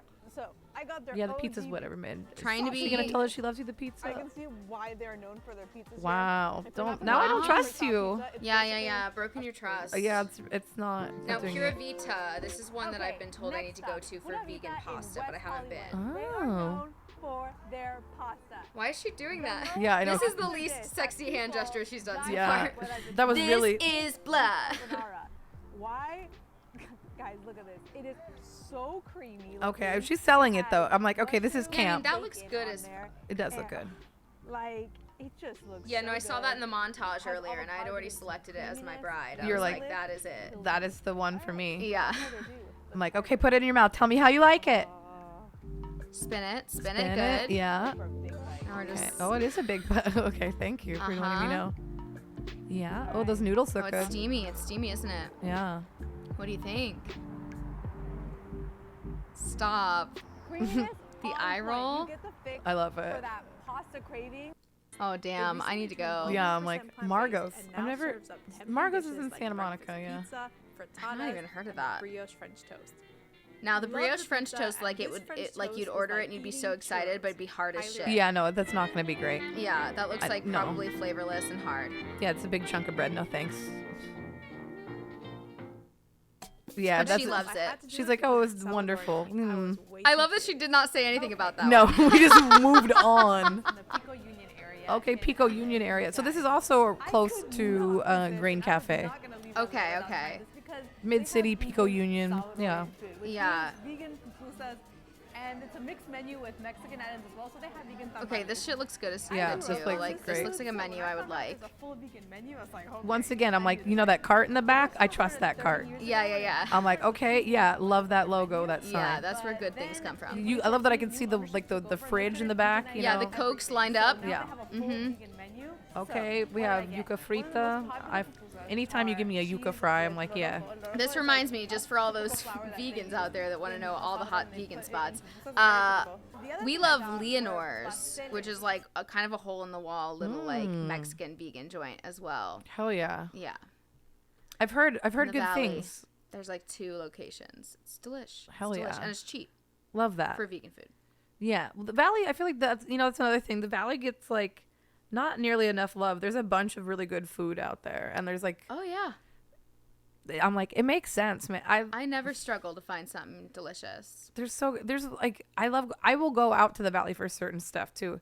There's like this Nigerian spot out there. I'm like, Oh shit. ooh, fufu, yeah, and like a okra stew, Oh yeah. like a spinach stew. Yeah. Oh damn. There's I don't know if it's vegan, but I know that there's like veggie options for sure. Yeah, and I'm just like, yeah. hell yeah. It's I've not tried Nigerian food. It's very flavorful, very Oof. delicious, very Sounds like delish. hearty, like comfort food. Oh, I like. It's a vibe.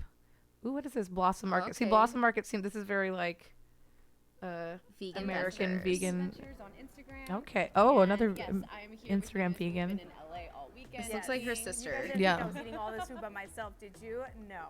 So we came to Spotless Burgers inside the Blossom Market because Blossom Market has tons of vegan options. Oh, right? okay. And so what do we got here? Where's Ashley? this market? So I we don't know have where a this few market is. different Me items. So either. we have the spotless fries, which is similar to the famous animal style fries, which if you know. Okay. We also do. I mean, it's have probably the hot delicious, but chick I'm just like- burger, which is It's take a on little, the like, Nashville hot chicken basic, sandwich. right? Like Yeah. 2 We ingredients. also had to get their truffle burger, and we got Okay, it I do like their truffle. You put Yeah, truffle on anything. I'm fucking it's like, stupid for I'm truffle. a moth to a flame. Yeah, I'm like, yeah, I'll get the truffle, whatever you have. Yeah. So without further ado, let's try this. Okay. Alright, okay, where should we dig in first? I'm gonna dig into these fries Okay, because I'll dig in with The you fries guys. are the orange Alright, sauce. so- I'm just like, eh. Yeah, it just looks like you Okay. squeezed We got that out of fries a. in there. Yeah, I'm like, I mean, cool. it could be good. It could be good. I'm like, it's made with carrots. Really impress I feel you. like it's a carrot cashew. Yeah. Boy, I know what's going on there. Yeah. It's really good. All right. But it's Okay. really good. We should go for the tacos next. I'm like, okay. Well, the way she said it, I'm Fully like, loaded and I don't like generous with tacos the if it comes in a sauce. tray like They can that. skip out Oh on that. shit. That's something off about that. Let's see, we have Yeah. 3 different tacos. So I think we should start with the. I don't like when they come in 3s because I share my food a lot. So I'm like, Yeah, that's it an needs to odd be number. 4, It's like, a 4 taco deal. Don't yeah, give me why are 3. you doing 3? The tortilla is also How very loaded thick. these tacos Yeah. are. It's a lot of food though. Yeah. I mean, that's. I mean, that probably makes sense looks since there are kinda 3. Good. See, look at they're sharing because there's 3 tacos. Well, and they're Yeah. both trying the same flavor probably. Yeah. but They're probably different. I'm just flavors. like, see, Pick that that's what up, they that's what fucked I up. ordered this one as Proof that 3 It is just not the doesn't right number. work. It doesn't work, bro. It's physically fucking. See, look it. Yeah. They shared the one taco, And now they're and then they're gonna each eat have a their own separate taco. one. See, we were right. The flavor for all of this is just really good.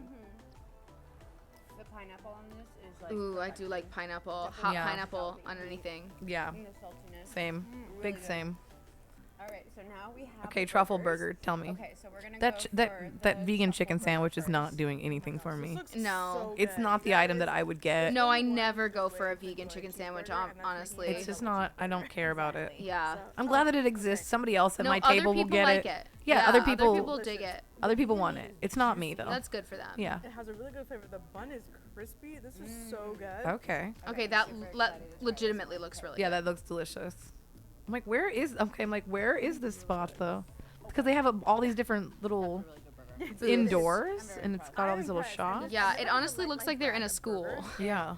It doesn't look like a shopping area at all. No, it looks it like maybe doesn't. they're in a hospital cafeteria. Yeah. And it's like crispy too. and Okay, it's love how. it's Yeah, like they have a lot to also say about it. For the Last last one, but not least, the hot chick. the hot chick. Okay. Alright. See, Okay, this is the It Sandy. has kale in it, you guys. Healthy. Okay. Yeah, it's healthy. Yeah, balances it out. It says it's healthy. Okay. Is it pretty spicy? She doesn't like it. No. Okay, that's good. She's like, it's food. Literally didn't say anything It was about just it. like, kale salad. She's like, just stick to the facts. Really nice. Not what you normally see on a hot fried chicken sandwich, but it's actually really nice, and it really is a nice balance to the heat. I'm happy. This is really Oh good. yeah. Nobody cared Nobody about that. liked Nobody it. Nobody fucking liked cared it. about that chicken sandwich. I like that. That's Me and how Yo, we know we like. You we're can like, sense it. They roasted it. It's like when a friend of mine like introduces her boyfriend to me, and he's like so mid, and I'm like, he was nice. He was nice. He was nice. Yeah, he's nice. No, he balanced. He's different than your other exes. Right. Like it's good. No, I can see why you. I can see why you like him. Yeah. No. I really did like his glasses. Those were nice. No, they're cool. You know, he's got like a very interesting style. Yeah, it's unique. It's unique for sure. Yeah, very unique. I'm like, shut up, bitch. You hate never him. see that on a guy. But you could check the one that's closest near you. So just give us a Oh yeah, Monty's. We already know that. Monty's Yeah. is greasy, delicious. Now, where is your favorite vegan shake? seriously. Monty's probably. Monty's? Yeah, that Oatly shake. Yeah. Oh, don't forget their shakes. Yeah, talk about the shakes.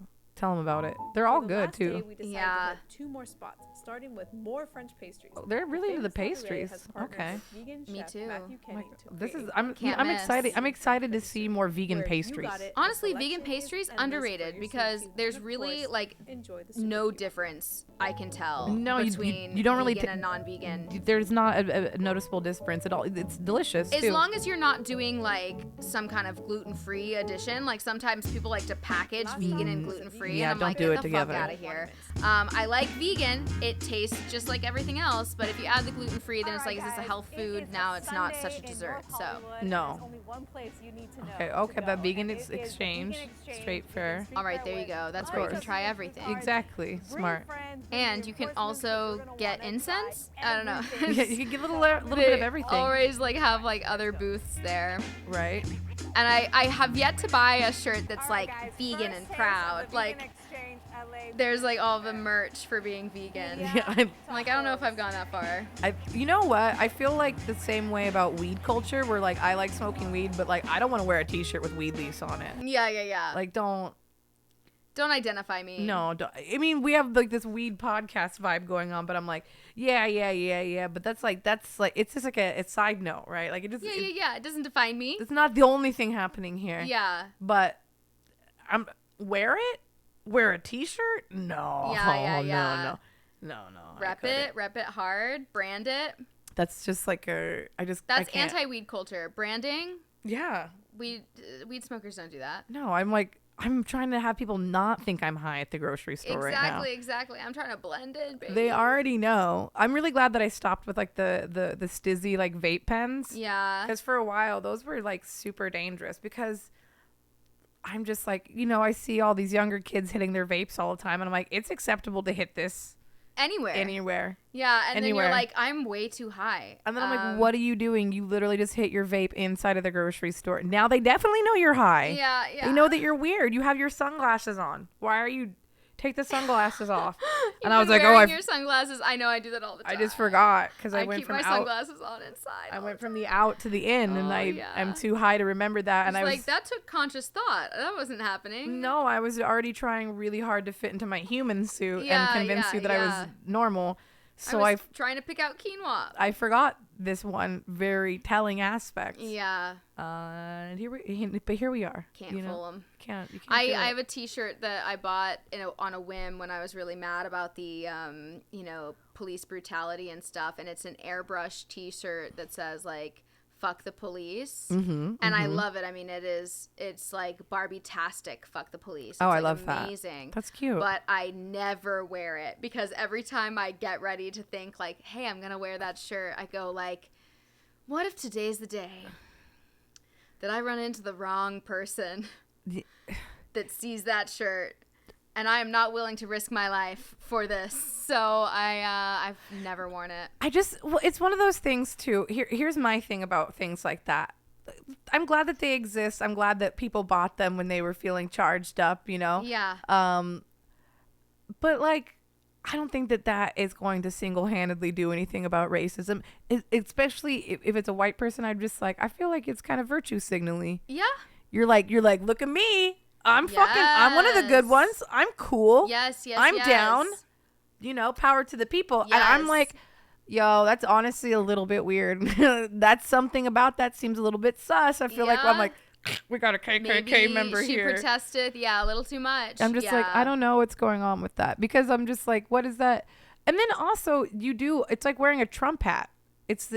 You're wearing something. Yeah. Obviously, it's not the same equivalent, because one's For a bad reason, Yeah, and one's yeah. for a good reason. Yeah. But you're inviting that same energy. Yes, you're right? being controversial. You're saying this thing, and people are gonna approach you one way or the other. You're opening a conversation that you do not want to Well, have. and that's the same reason why I'm not gonna wear weed leaves on shit. You know why? Because then that dude I'm like, I walk by the bus stop. He's like, you got a weed fucking shirt. Yeah. I have weed. You want to smoke weed with me? Yeah. You want to hang out? Come over here to my van. You got a fat ass. What's up? And I'm like, fuck, man. Oh my god. And here's the one thing too, is like, and I don't know if it's because I've grown up with hippie culture or because I live in like Venice and I'm like beachy vibes, Yeah. Sometimes if somebody's like, hey, what's up, you smoke, you want to hit this? Yeah. Sometimes I say yeah. I'm like, yeah, sure. We go, like, I like have to think it out though, where I'm just like, do you want me to go to a van, or like, can I just hit it? If I can hit it right here, I get all my space around me. Yeah. And I just have to like talk to you for 2 seconds. I'll hit it. Yeah, for sure. I'll hit it, bro. Like, sure. what's good, bro? Okay. Like, often I find out we meet somebody at like a show or something. We'll be talking in a crowd of people we don't know, and they'll be like, pull out a joint and pass it around. It gets to me, and I'm like, I make a choice right now. Trust other people's lips. And that's an easy choice to make. I can trust their lips, I don't trust made other out things. with some weirdos, yeah. Yeah, but I'm like, sure, I will. I'm very open to. Also, it's the funniest thing, is like, and I don't know if men know this, right? And I don't even know if I want them to know this. But if you open the conversation with offering me something, I am more likely to fucking talk to you. Yeah, law of reciprocity. Like, I just like. And this is wild because like that could also put you in bad situations. But you are at least gonna get more of my like airtime. Yeah. I'll at least let you talk a little bit longer. I'll hold out judgment. Do you wanna you smoke weed? You wanna hit this blunt? Okay. Okay. And What's then your you wanna name? talk to me? I'm like, okay, we could talk. You're like, Yeah, can I buy you a drink? I'm like, yeah. well, maybe you can. Okay, maybe you fucking can. Yeah. And that is your all you need is that 2 seconds, and then you can do a little as long as you don't blow it within the first 5 minutes. Mm-hmm. You could probably even get my fucking number. It's a good way. Yeah. It's a good. I'm just saying. I think that a lot of times men are like, oh, females this, and I don't want to spend money, and I'm just like, no, do it. Yeah. You do it. Yeah, I think that there's been like a backlash because it's like, oh, women are just using us to buy drinks. And it's like, no, it's fine, do that. I'm not like, you just have better odds. It's just like putting You have better odds of talking. It's just money in it's the just bank, smart. baby. Yeah. If I was a man. It's just utilizing what you have at your fingertips. It's like, this is a tactic. Oh my God. It is a tried and true tactic. It is. If I was a man, first off, I know I'd be fucking terrible. I'd be a 5'4" short king, and I would be pervy, and I would be gross, and I'd probably be problematic. Yeah. But you know what I wouldn't do? Ever complain about a woman wanting me to buy something. I'd be like, yeah, baby, what do you need? Yeah, I'll open up my wallet right now. And then they'd be like, Exactly. she's like, yeah, I don't even really fuck with you. And I'm like, well, that makes sense. I'm kind of a piece of shit. It's been nice having you out to dinner with me, though. This made me look really cool. Yeah, did you see there was this like recent, who was it, that like a celebrity that was talking, a comedian, maybe it was Taylor Tomlinson, who like talked to some guy on a plane, and she's like, now I don't talk to anybody on planes because this guy like told me his life story and was like being really kind to me and like offering me things and like continued to offer me things and kind of take care of me over the course of several like weeks, and I wasn't really interested in him as a guy like at all, but then eventually I kind of was interested in him, and then he turned out to be a total jackass. But like, just that works. You just be daddy and don't complain about it. Yeah. And be chill and be like, don't be high pressure, don't try to come on to me, just hang out. slowly gift me things over the course of time, Eventually, I will have sex with you. Yeah, leave a charcuterie plate on the ground, back away from it fucking slowly. Exactly. And Buy just drinks say for me and my less. girlfriends and don't talk that much. Yeah, don't talk that much because you might spoil it with something you say. So just like lean back. Yeah, just be and chill. then pass forward the credit card. Yeah. So I always think that, I'm just like, men are like dogs. Yeah. In a sense where, and I'm like, who gets the treat? The good boy. Yeah. The dog that's laying on the couch, that isn't bothering me, that isn't jumping all over me, that's just laying there, and I'm like, oh, what a cute doggy. Oh my God, here you go, here's a treat. But a lot of men think they're being the good boy, but I'm like, no, you're gripping the fucking linoleum with your fucking claws. You're salivating. Why are you wagging so much? You're like wagging too much. Too much. You're trying not to make eye contact with me or the food, but you want it. Yeah. And I'm like, you think that you're being a good boy, but you're not. You're begging. Yes. Go lay down. Yes, that's right. That's a great analogy, honestly. The begging is like, we can sense your desperation, and it doesn't make us want to do you. No. So take it somewhere else. Just be distant and fund everything, and you will have sex with women. You undoubtedly. Even I realize that it wouldn't even have to be a giant investment, right? If somebody just hit me regularly with the "Good morning, beautiful. I sent you $10 for coffee." Yeah. Oh my God. You're gonna get anal, my dude. Yes, yes. That is in your fucking future. Yes. You are like, I'm just like, wow. It's on the table. It is now on the menu. It's so Yeah. you didn't. That is such a low investment. Yeah. The bar is just set so low with men. Especially when you think of like not having to do much emotional labor. It's like we're not even asking you to like be a good conversation. No. No, just be nice. Just be nice. And be low maintenance. Pay for some shit. And then pay for some shit. That's nice. Wow. That's nice. That's a good combo. There's a couple of men that have learned that around, and I'm like, oh, well, you can stick around. Yeah. I'm single, so I'm very much so into like the whole world is like my private bachelorette show. I'm like, great. do you get a rose to make it to the second round? I don't know. Catch us next episode. Yeah. I'm just saying, I'm very Cutthroat. open. I'm open though. Like people are like, you're a gold digger. You're a gold digging hoe. And I'm like, yes, I am. Sure. And I'm like, I'm just going to tell you right now, people that have it aren't worried about it. Yeah. They're not. They're really not worried about it. No, they actually like it. There's a whole thing. There's a whole thing on the internet. I mean, it's weird. Men and women dynamics are fucking weird as shit. Okay, they're weird. But the truth is there are men out there, just as many women, just as many as there are women who like love to be taken care of and doted on and paid for. There are just as many men who get a huge kick out of paying for women's things. Yeah, they're like, I'm the provider. Doting on them. Yeah. That's how I show that. And they'll do it without even having sex with them. They'll do it like they'll meet you online, and if you like send them a video chat every couple of days, they'll like fund your entire life, and they love it. It's insane. It exists. It exists. So seek what you want. Dress Go where for the there's job love. You want. Yeah. Go where there's love, sweetheart. Exactly. Find your way. Find your way in life. There is a path for you. I'm like, yeah, I want to work smarter, not harder. I don't like doing it. Exactly. You're like, I know what I'm like. I know what I need in a significant other, and it's cash. It's liquid cash. Yeah. Assets, baby. Yeah, I made a mistake and fell in love with someone who is about at the same poverty level as me, and there's a small part of my brain that regrets it every day.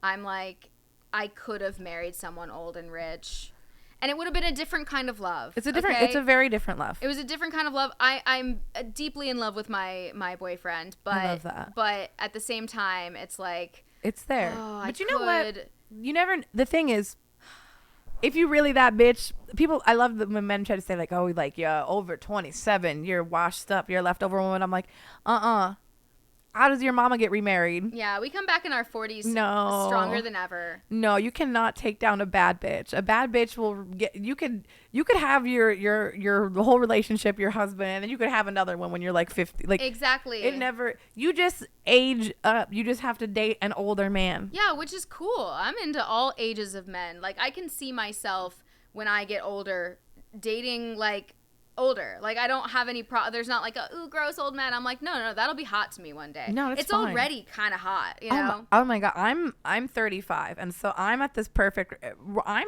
Everybody's down. Yeah. Younger men are like, I like older women, and I'm like, that. Don't say that shit. But like, okay, Yeah. But all right, But okay. And then men in their 70s are like, I would also like to marry you, And you're like, and I'm like, okay. yeah. I'm just like, okay, These well, are both very viable options. I'm like, whoever makes the fucking dinner reservation Yes. Friday at 7, Oh. Yeah. then you get to see me. Yeah. Then yeah, we'll move on to the next Then round. you let me know. You call me up. People are like, oh, wow, you're just like so shallow. And I'm like, men have a type. Men don't date women for potential. They date the women within their means. Mm-hmm. So, you know, Yeah. it's a little bit black pill of me, I guess. But I'm just like, yeah. No, I get you. But it's. I'm obsessed with this Ariana Grande thing that's recently happened. You heard of this, Oh right? my god. Where she broke up the relationship with SpongeBob and his wife. Yeah, everybody. How can we not? Like, I'm not even like a tabloids person, but Me how can we either. not just eat that up? We know that she has a problem. She has an issue. She has it's a an repeated MO. pattern. It's her thing. It's her thing, and she loves it. And She like, gets good off for you, on girl, it. But holy shit, it's insane. It's so. And the fact that these men who like are in loving relationships otherwise would not want to break up with their significant other, I'm sure, but they're just like, they I can't have to. deny it's like Ariana's here and she's saying she will suck my dick. So I have to go. I'm sorry. I just love that for her because she's a Cancer. She's emotionally manipulative. You know that Yes. she's telling all these men like, no, baby, like I want to be with you. Like I've never this is felt for real. I've never felt this way about anybody before. I know everybody's saying that I love to break up marriages and all these things, but I've just never felt this connected to anybody. This is really like changed my life. Like you've made me think about the world in such a different way, but I feel like we're soulmates. I think that we're meant to be together. Totally think she's a love bomber. Oh, I think she loves bombs hard. You know what? It's just I'm okay with it. You know, there's so many like people like are like, wow, Leonardo DiCaprio, what an asshole. But we like nobody really focuses on it. We've just like accept it. We're just like, yeah, he doesn't date anybody over 25. Yeah, because he's Leo. Did you not see he Romeo and Juliet? Yeah, he doesn't have to date anyone He doesn't over 25. have to. Men, according to what I saw, like a study or whatever, it's like men are women's taste in men ages with them, right? Whereas men always find that the hottest women are like 22 to 25. Yeah. And so it's like, well, that's his dish, you know, that's his dish. He's going to order it every fucking time because he can. Now, most guys can't, so they don't order that dish. They can't. He has money can. and clout and fame and all the things that come with that. And you so, can just imagine him in Titanic when he's fucking you instead of thinking of who he is now. Exactly. Nobody cares. Nobody cares. Everybody, does it make it okay? No, but everybody's glossed over it. But everybody loves to be like, Ariana's sick. She's sick. And I was just like, no, she's doing it because she can. Is she getting off on it? Yes. Yes. And I think, you know, maybe her Cancer nature is deluding her too, because that's sometimes the case. She might really think she's in love with these people and then just obviously like be wishy-washy and she gets the ick and then she yeah, leaves. exactly. She's like, she wakes up one day and she's like, oh wait, he looks exactly like my brother. Maybe I should break up with him. The brother part, that's the part that got me when I was like, wow, they do really look similarly. alike. And he, you know, and it's just, I couldn't. Wouldn't be my taste in a guy. And so it's just always so funny that she like picks these like guys. I'm like, it must be really sexy in person. And I also think she likes to be worshipped, so she dates down. Yeah, I think the other thing is that he's a theater guy. Yeah. And the mid theater guy theory is real. Where like they do have a level of confidence, but they also, you know what it is? Yeah. Theater men. Yeah. Big girl next door vibes. Yeah. Where it's like hot and you want it and it seems wholesome and warm and like a comfort food. Yeah. And it's like, it seems like attainable. There's charm. There's like, charm to it. It's quaint. I literally think that Ariana is just, she wants love and I'm sure that she saw their relationship and saw how much of a doting father he was, and how he's like talented and artistic and sweet, and how he's like really sweet with his like, wife. I'll take that. She's like, oh my God, that's so, I want that. Yeah. I want that but the thing is, like, that's not what she's gonna get. Yeah, she's not realizing that, like, she's got to, like, you don't just get that. You've got to, like, find that and take time with it And you have to kind of build develop it. it. Wait, she's not gonna have a She's baby. just going, like, it seems like this is a you thing, so now you're mine. And now I can have that feeling for myself. Yes. And then she doesn't get it. And then she was like, well, this was fucking stupid. Yeah, I don't This love isn't- this person at all. This is not wholesome at all. This is terrible. You're just obsessed with me, which I love. Yeah, but it's also so pathetic. It's like really gross, actually, how obsessed with, like, you left your wife for me. Yeah, you left dude, your wake baby up. for me. Like, what a loser. I kind of hope that she does that to them. Me too. It's almost like catching someone, like, in a terrible act, like pedophilia or something. You're like, look what you did. Yes, I pretended to be a small child and lured you here under false pretenses, but you're fucking sick. But you're the sicko that, like, came here to fuck a 13. And she's right. Like, and she's right. She's right. Because, you know, do I judge Ariana? Like, maybe a tiny bit. Only but the who do I judge more? The men. The dude who can't fucking pull his head out of his ass and realize what's happening and how that this is, like, throwing away his huge marriage to have sex with. But maybe it's worth it. Maybe it's like, it's so worth it to have just sex with Ariana Grande one time that it's like, screw my baby and my ex-wife. I'll find someone new after Ariana, but right now. That's why you can't fuck an ugly dude, because then they're like, I can pull daddies. Yes, any hot girl, and you validate them. You make them look cool by association. You're hot, so you married down. You married this guy, and now other girls are gonna think he's hot, and he is not used to female attention. So now, no, men will always, once again, they will always date within their means. Yes. So once he found out that his credit was good with Ariana, yes. it was over. He was just like, well, if I can, That's a I wrap. will. I'm Yeah. done. I will leave my wife. And the thing is, his wife is better looking than him. Absolutely, she was Like, dating down. She dated down. Yeah. She thought that she had the solid guy. They're high school sweethearts. Yeah, exactly. She was like, this is for sure. She thought that she had it because she's been there the longest. She's like, she thought she had seniority. Yeah. She's like, I've been sucking She's your like, dick for the I'm past way 15 up on the years. roster. Like, what the hell? You can't leave me now, buddy. Yeah, I've been I've sucking your got- dick forever. I've got benefits. I have a 401k. I have tenure. Yeah. What the fuck? Yeah, that it means nothing. Means nothing. It means nothing It in means the end. nothing to a man. That's why I've always, like, tried to truly date at my level. You have to. I'm like, I don't want him to be hotter than me because then I'll be intimidated. Yeah. I don't want him to be uglier than me because then, obviously. It's not smart. It's Exactly. gotta be a good match. You gotta be like, you just gotta be like, does this work? Would we be cast in a movie together? And if the answer Smart. is yes, it's a go. I've made the mistake of dating ugly men. Yeah. They have other things, of course, that make up, because we all know ugly men with money. Yeah. I'm like, 3? Who told you were a 3, baby? You're my 6. You are my 6, and I love you. But the thing is, fucking a rich ugly man is actually the worst, because they can kind of just pay for things, Yeah. So it's like, well, I may be a 3 that with the money I'm at 6, but I could buy a 10 basically. Yeah. And you're like, damn, that's good math. Yeah. You've really figured you're that like, out. Whoo. Do you do that with a calculator? I'm like, that's spicy. Yeah. That one has some kick to it. Yeah. It's like, yeah, you're hotter than me, but I have money, Yeah. and the world is crumbling. Yeah. And I'm like, People need damn, money. damn. Poverty's all-time high. And I'm like, well, what if I've been here for a long time? Do I have some tenure? What if you've been spending money on me for a longer amount of time? That means I'm a bigger investment. Yeah. So You've put a lot into this, so don't let it go so quickly. Don't you remember all those wonderful times we had, baby? Yeah. I've learned about what you like. I know everything about you. Nobody Yeah. knows you like I know you, baby. Yeah. Nobody's gonna be able to do it the way I do it, baby. Exactly. But it's a fool's game. It is. It's a fool's game, because anything, TikTok's trying to be like, this is what men like. Who gives a fuck what men? I said this is one of my bits, is that men would fuck a chicken sandwich. Like, they really would. Like, they really would. It's in taking somebody's man. Everybody's like, wow, I would feel terrible if I was this woman, and Ariana Grande steals my husband.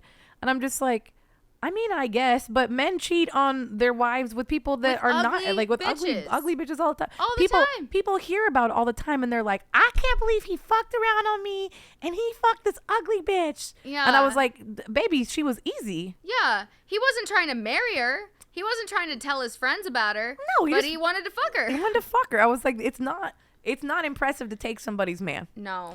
It's really not. Like, No. honestly, I think it's more embarrassing if you fuck somebody and you can't take their man. I'm like, ooh, that's rough. They were just like, nah, baby, no. I just want to spin the block a little bit. Aww. And I'm like, ouch. But taking somebody's man is not an accomplishment. You did not achieve anything. No. You didn't. It's No, you really just were at the right place. you at the got right somebody time. else's problem. Yeah, yeah. That's what happened right there. Exactly. That's the last thing I His want. life just with me, it's like if my boyfriend cheated on me and broke up with me, his life would just get much worse. And it'd just be like, oh, do your own laundry now, bitch. I love that. Yeah.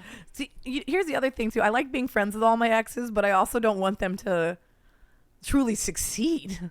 Oh yeah. I want them to feel the coldness of my love draining from their life. I want you to know. Yeah, like one of my ex-boyfriends is with a girl that's like much better for him than I was because they're more like aligned on things. But I secretly am like, I hope that sometimes you think about me. You just have to be in love with me a little bit forever. Yeah. You have to be like, well, Alex was like so different and challenged me. That's what I hope. I hope that he thinks. Yeah. But he probably doesn't. He's probably like, you never God, know. that bitch is out of my life. You know what though? Here's the thing. I think men like bitches. They like a little bit. They like a little bit of because I've been the chill girlfriend. Yeah, no. Who has time for that? Fuck being Fuck the chill. being the chill girlfriend. It's Fuck over. Being the chill girlfriend. Sorry, it's over. It's 2023. That's high school, baby. Chill girlfriend is dead. No, you want a woman? She ain't chill. Women aren't chill. No, there's nothing casual about this. No. I'm not gonna see where anything shit. goes. Figure it the fuck out. No. now. Yeah, is this happening? Is it not happening? Let's fucking figure out the boundaries. Yeah, we have to figure it out. I'm not about that. I'm not about vagary. No, not for me. Yeah. It will not be. And I will tell you what's upsetting about you, and I will tell you what you need to fix. Refreshing. We Yeah. love it. We and love I will to tell see you it. to do chores. I will be like, you need to unload the dishwasher. I'll just like tell you. I love it. I'm like, yes. Yeah. Isn't it? It's wild that like in my mind I'm like, wow, look at us, Yeah. brazen, outspoken. But it's like Yeah. literally just like asking for the bare General minimum. respect. Just like let's just make a little bit even. Just like, can we do things the same amount and not, Unless take advantage of each other? yeah, exactly. Unless you're paying for everything, baby. Exactly. And I remind my boyfriend all the time, I'm like, listen, as soon as you start making that cash, baby, I'll put on an apron. Sure. I'll bake you some fucking cookies. But right now we're roommates. Yeah, right now you need to clean the bathroom. Yeah, go you clean something. motherfucker. You Yeah, know? I don't have time for you right You're now. not daddy. You're Miles. You're the guy that lives with me. You're my roommate. I Yeah. love that. It's been such a pleasure Yeah. having you on. Same. And I'm like, It was this so is- much fun. I'm like, this is great. I was like, wow. I've done 2 episodes like this where Shmoo has to get a massage, and I was like, I love Shmoo, but I was like, man, I really love talking shit. Yeah. I love talking. And when Shmoo's around, he's down to hear it, but he's not a not all men, but he's a not all men light. Sure. Where he's Sure. like, well, but Buttons, I'm here, and I'm not terrible, and I'm like, I don't know about that. Yeah. You're fucking coasting, brother. I'm sure if we read all of your text messages, we could find something to be upset about. Oh, I'm just like, I know for a fact. Because we're very close. So like Shmoo will share stories with me, and I'll be like, that's problematic as fuck. And he's like, yeah, but I wouldn't say that to anybody else. Like, you're my best friend. Yeah, and yeah, so I'm yeah. just like, I'm telling you, and I'm just like, But well, like, I'm judging you. Now I'm I know like, it's in there. now I know that's in there, and now You I'm revealed yourself. gonna talk shit. And it's just like, don't put me on. Don't throw me under the. I would never throw you under the bus. Yeah. I would never do you like that. And I was like, yeah. But you're a man, and I will not be caught slipping. Yeah. I'm like, My guard nope. is up. No, I'm ready. And he's like, damn. We actually had a joke that we had to retire because I used to be like, he would say something and I'd be like, choo choo. all aboard, cancel town. Like, we're get on the train. And I'm like, and he's just like, that's not, it's not funny. They're so scared of being canceled. To tell me that you're going to cancel me. Yeah. He's like, we do all these projects together. Like, that would be like shooting us both in the dick. Yeah, you know? yeah. And I was like, yeah, I get that. But once again, I'm like, I love you. Yeah. You're my best friend. Sure. When the class war comes, when we start putting men in cages, Yes. I'll make sure that you get more time out. Yeah. That you'll be spared. I'll give you an extra serving of food. You'll get an extra like scoop of gruel, You're but on my like good side. You're on my good side. you've done good work here, but like I'm not can only do so much here, you know. I'm just like, I'm sorry, my hands are tied. You have to get in the cage. Yeah, man, sorry, okay? dude. Sorry, they said dude. all men get in the cages. You're guilty. You're guilty by association. I'm sorry. You should have made sure that you told your friend not to make that joke. Yeah. Sam's like, I don't have any male friends. I have like 3 male friends. And I'm like, yeah. But you got too many female friends. What's up with that? Yeah, like what are you doing? You playing the long game? What's going on with that? Are we your friends or are we like you like secret? possible Yeah, mates? exactly. I'm like, what's going on here? You can't win either way. No, you're suspicious either way. Yeah, You're sus. I'm a little bit narcissistic and you know, a little bit neurotic. Yeah. And I live in a world with men, so I'm pretty sure all my male friends are in love with me. I think I just have that fantasy. I'm just like, yeah, that guy's obsessed with me, and it's like he's probably not, but you know what? But they are.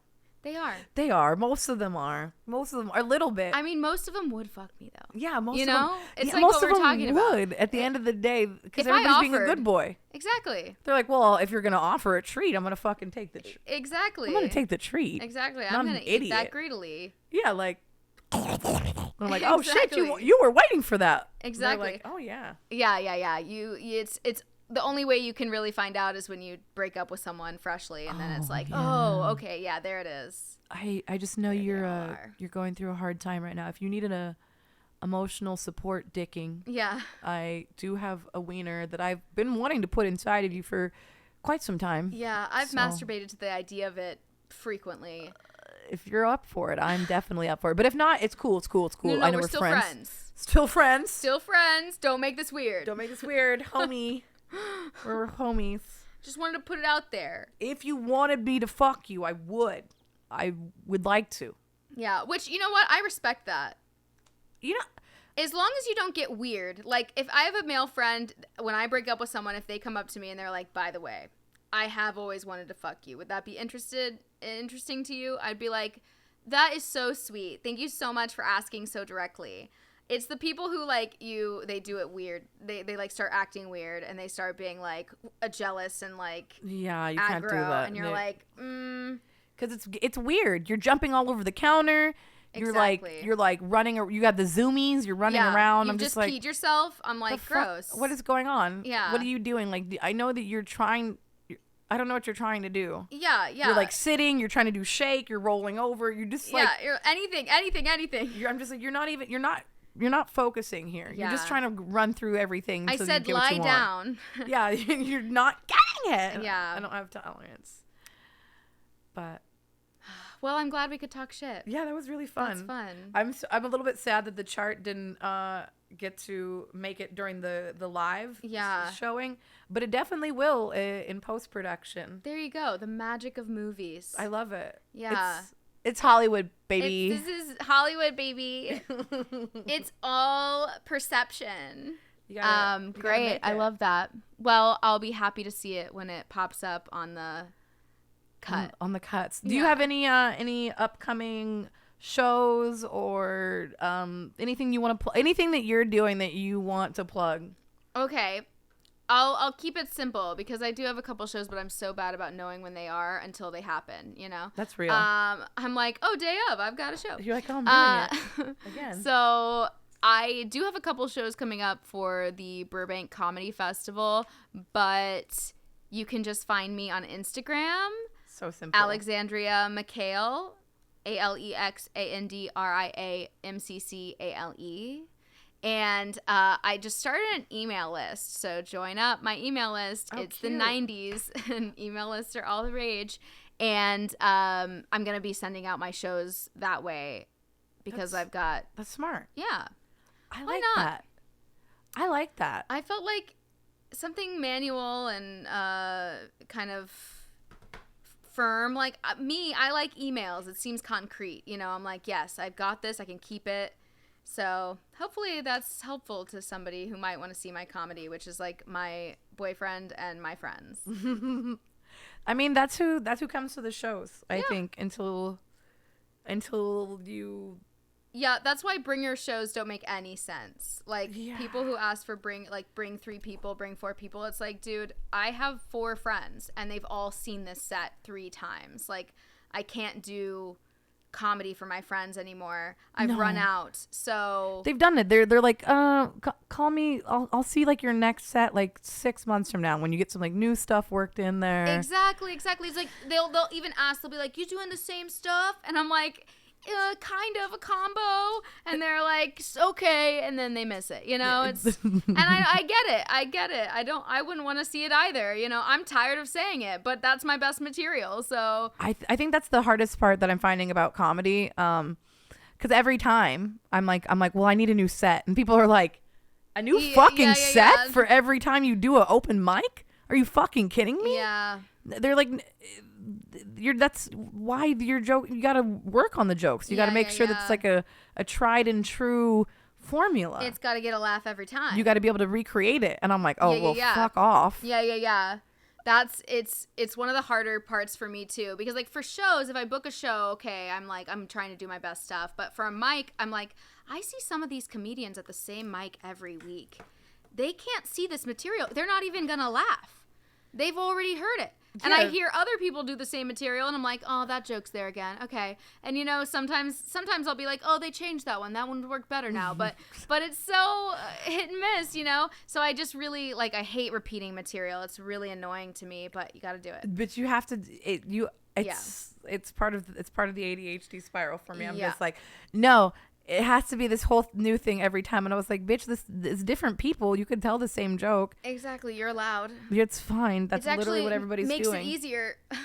And I'm like, yeah. But the thing is, I'm like, but I have to live that. I have to live that experience. Exactly. Of telling the same joke. And I was like, bitch, you love telling the same story over and over and getting people to laugh at you. Shut up. Don't act like you're fucking better. Exactly. And when you know something works that you've said in conversation, you're like, I'm going to say that again.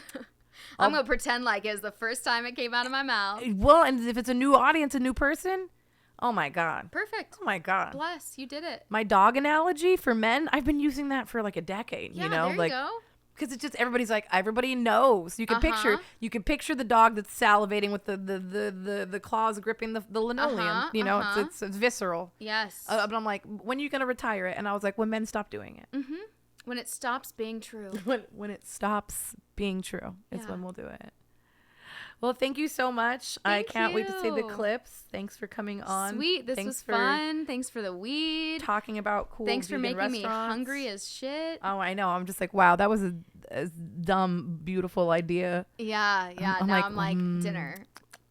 So I'm gonna grab something. Bye, everyone. Thanks for tuning in. Bye. Wherever the camera is.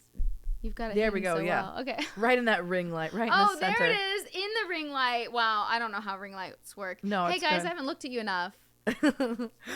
Well, now they're gonna fall in love because they got that eye contact. That's why I try to avoid eye contact because I don't want to create the spell. Yeah, you don't want to put it on them like that. That makes sense. It's those brown eyes. They're in love.